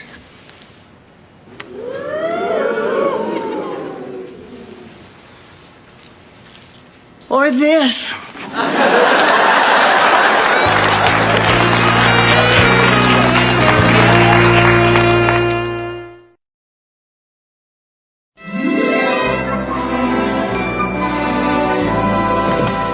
Oh, Roland, I won't be going to the show tonight, so there's another ticket you can sell. You gotta go. I sold Matthew this one joke and no one will get it. They can't see you.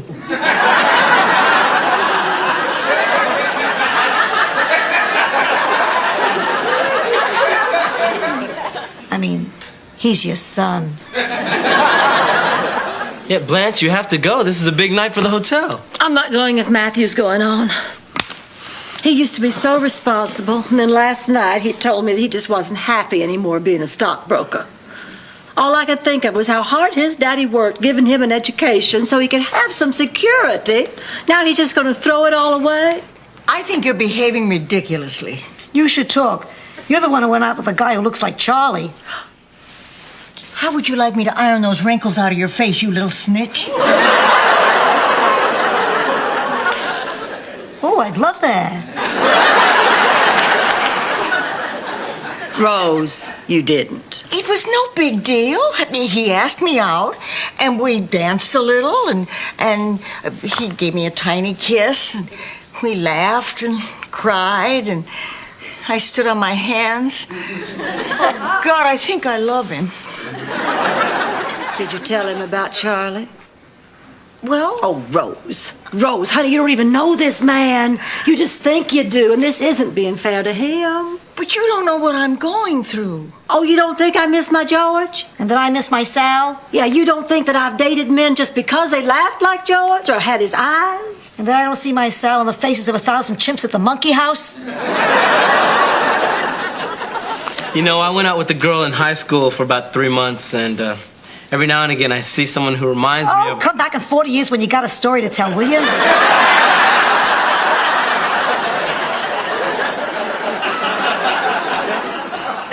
But if I tell him, he'll leave. Well, then what are you going to do? Just burn all your pictures of Charlie? Tell your girls not to say anything to Bill? I know, you're right. I have to tell him. But you know, you're lucky, Blanche. I'm lucky. Well, if you want to see George, you don't have to look any further than Matthew. She's right. How many times have you told us that Matthew acts like George, thinks like George, that Matthew is exactly like his father? Would you excuse me? I think I want to talk to my son. You know, every once in a while I remember how much I need that male voice in my life, too. You want me to get Dorothy on the phone for you? Would you, darling?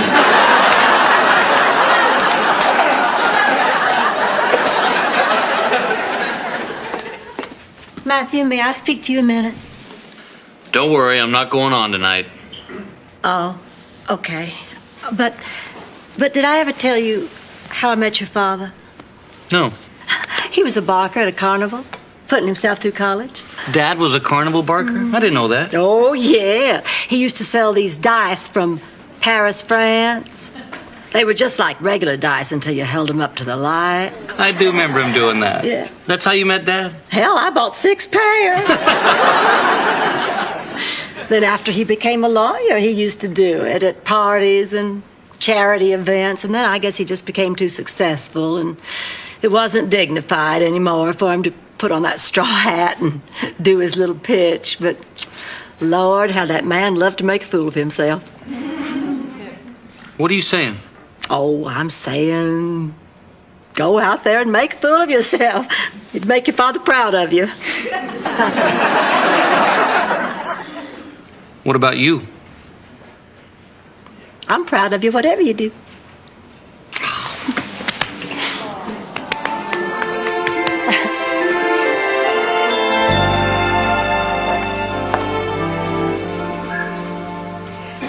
Oh, I was waiting for you. No, sit down, Bill. I have something to show you. Mm-hmm. Huh.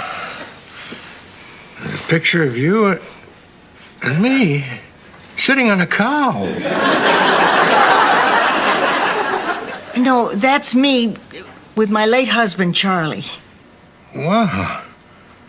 It certainly explains your instant attraction to me. Well, I wanted to tell you right away, but... But you wanted to extend the fantasy a little longer. Don't be angry. Oh, no, I'm not. But let's be honest. Would you ever be able to look at me without thinking about Charlie? Well, maybe not right at first, but after a little while... You would never be able to know how you really felt about me. I don't think it's going to work. I'm so sorry. I'll leave. Oh, no, I don't want you to leave. Oh, I don't think I could stand that again. You see, when Charlie died, it all happened so fast, I never got a chance to say goodbye. And now you're just going to walk out on me, too? If you could say goodbye to Charlie right now, what would you say? What would I say? What would you say to Charlie? Charlie, the 30 years that we spent together seemed like a day. When you died, part of me died too. I love you, and I miss you.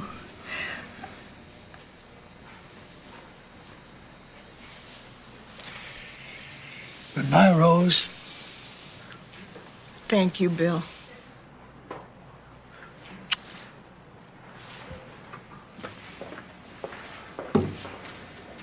How you feeling, kiddo? Not so good. Hey, remember my friend, the comic I told you about? Well, he's here. That's nice. Why don't you come with me and meet him? I'm telling you, the guy's a hoot. Sophia, I really don't feel like hooting right now. Come on, it'll do you some good. Come on. Rose, I'd like you to meet this friend of mine. He used to be Williams of Brown and Williams, or Brown of Williams and Brown, or Brown of Brown and Brown, or maybe just Williams.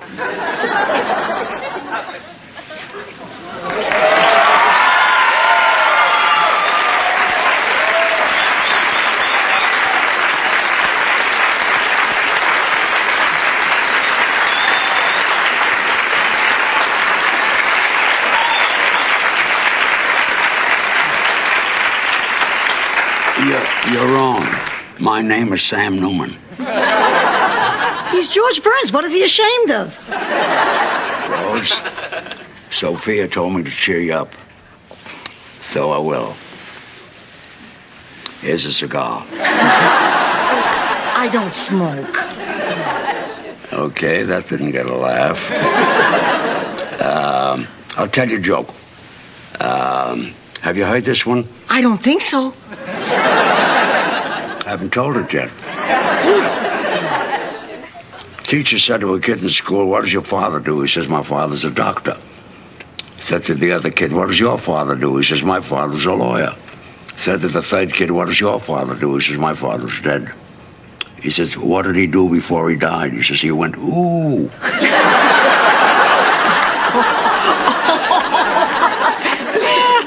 here's a cigar.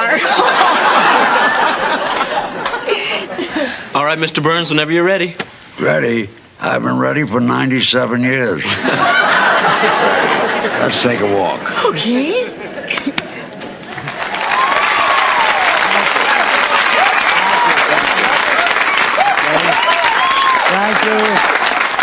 Thank you very much. And now for my last song, I'm going to sing a song that's going to make Rose happy. Morty, in Sam Newman's key.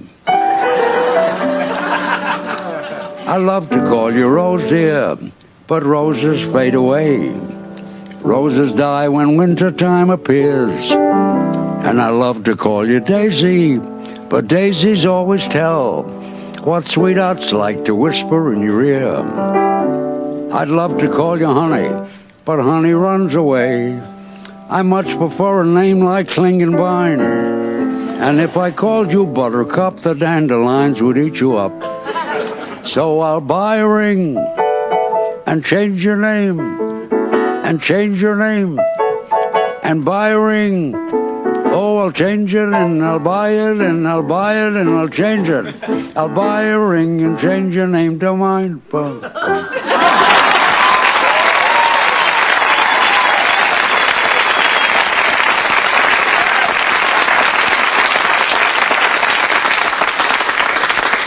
You like that, Rosie? Oh, I sure did, Sam. My name isn't Sam. It's Williams of Brown and Williams.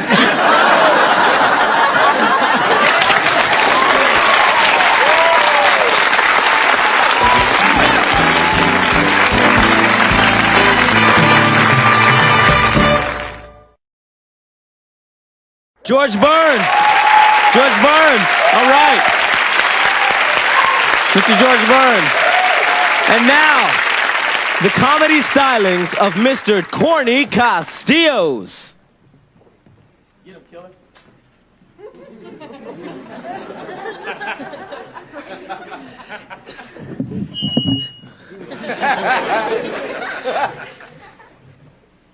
Excuse me.